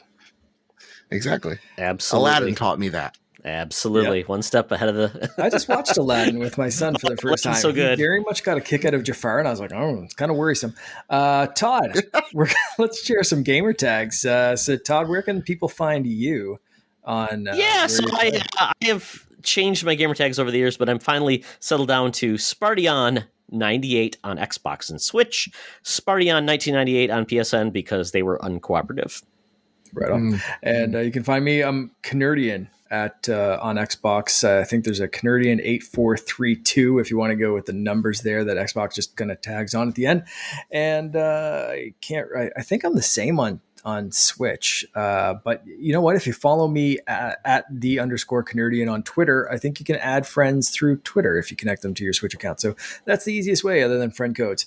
But for everything else, Secret Friends U, of course, you can find us at secretfriendsunite.com. You can follow us on Twitter, Secret Friends U, _Canardian, or at @Oxtra. Subscribe, rate us on YouTube, podcast services around the world. We have nowhere near as many ratings as Joe and the Trophy Room does. So you know what? We want more. Throw us a rating, and we definitely want more. And like I said at the start of the show, join our Discord server. Hopefully get some good times going over there. We also have shirts over at TeePublic, and you can always subscribe to Todd's OnlyFans.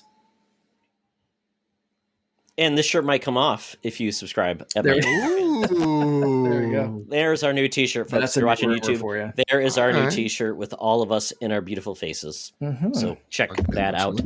Yeah. So, Joe, thanks for being on. Mark, always a pleasure. My companion on this wonderful journey in video games. And remember, folks, it's always better to game together.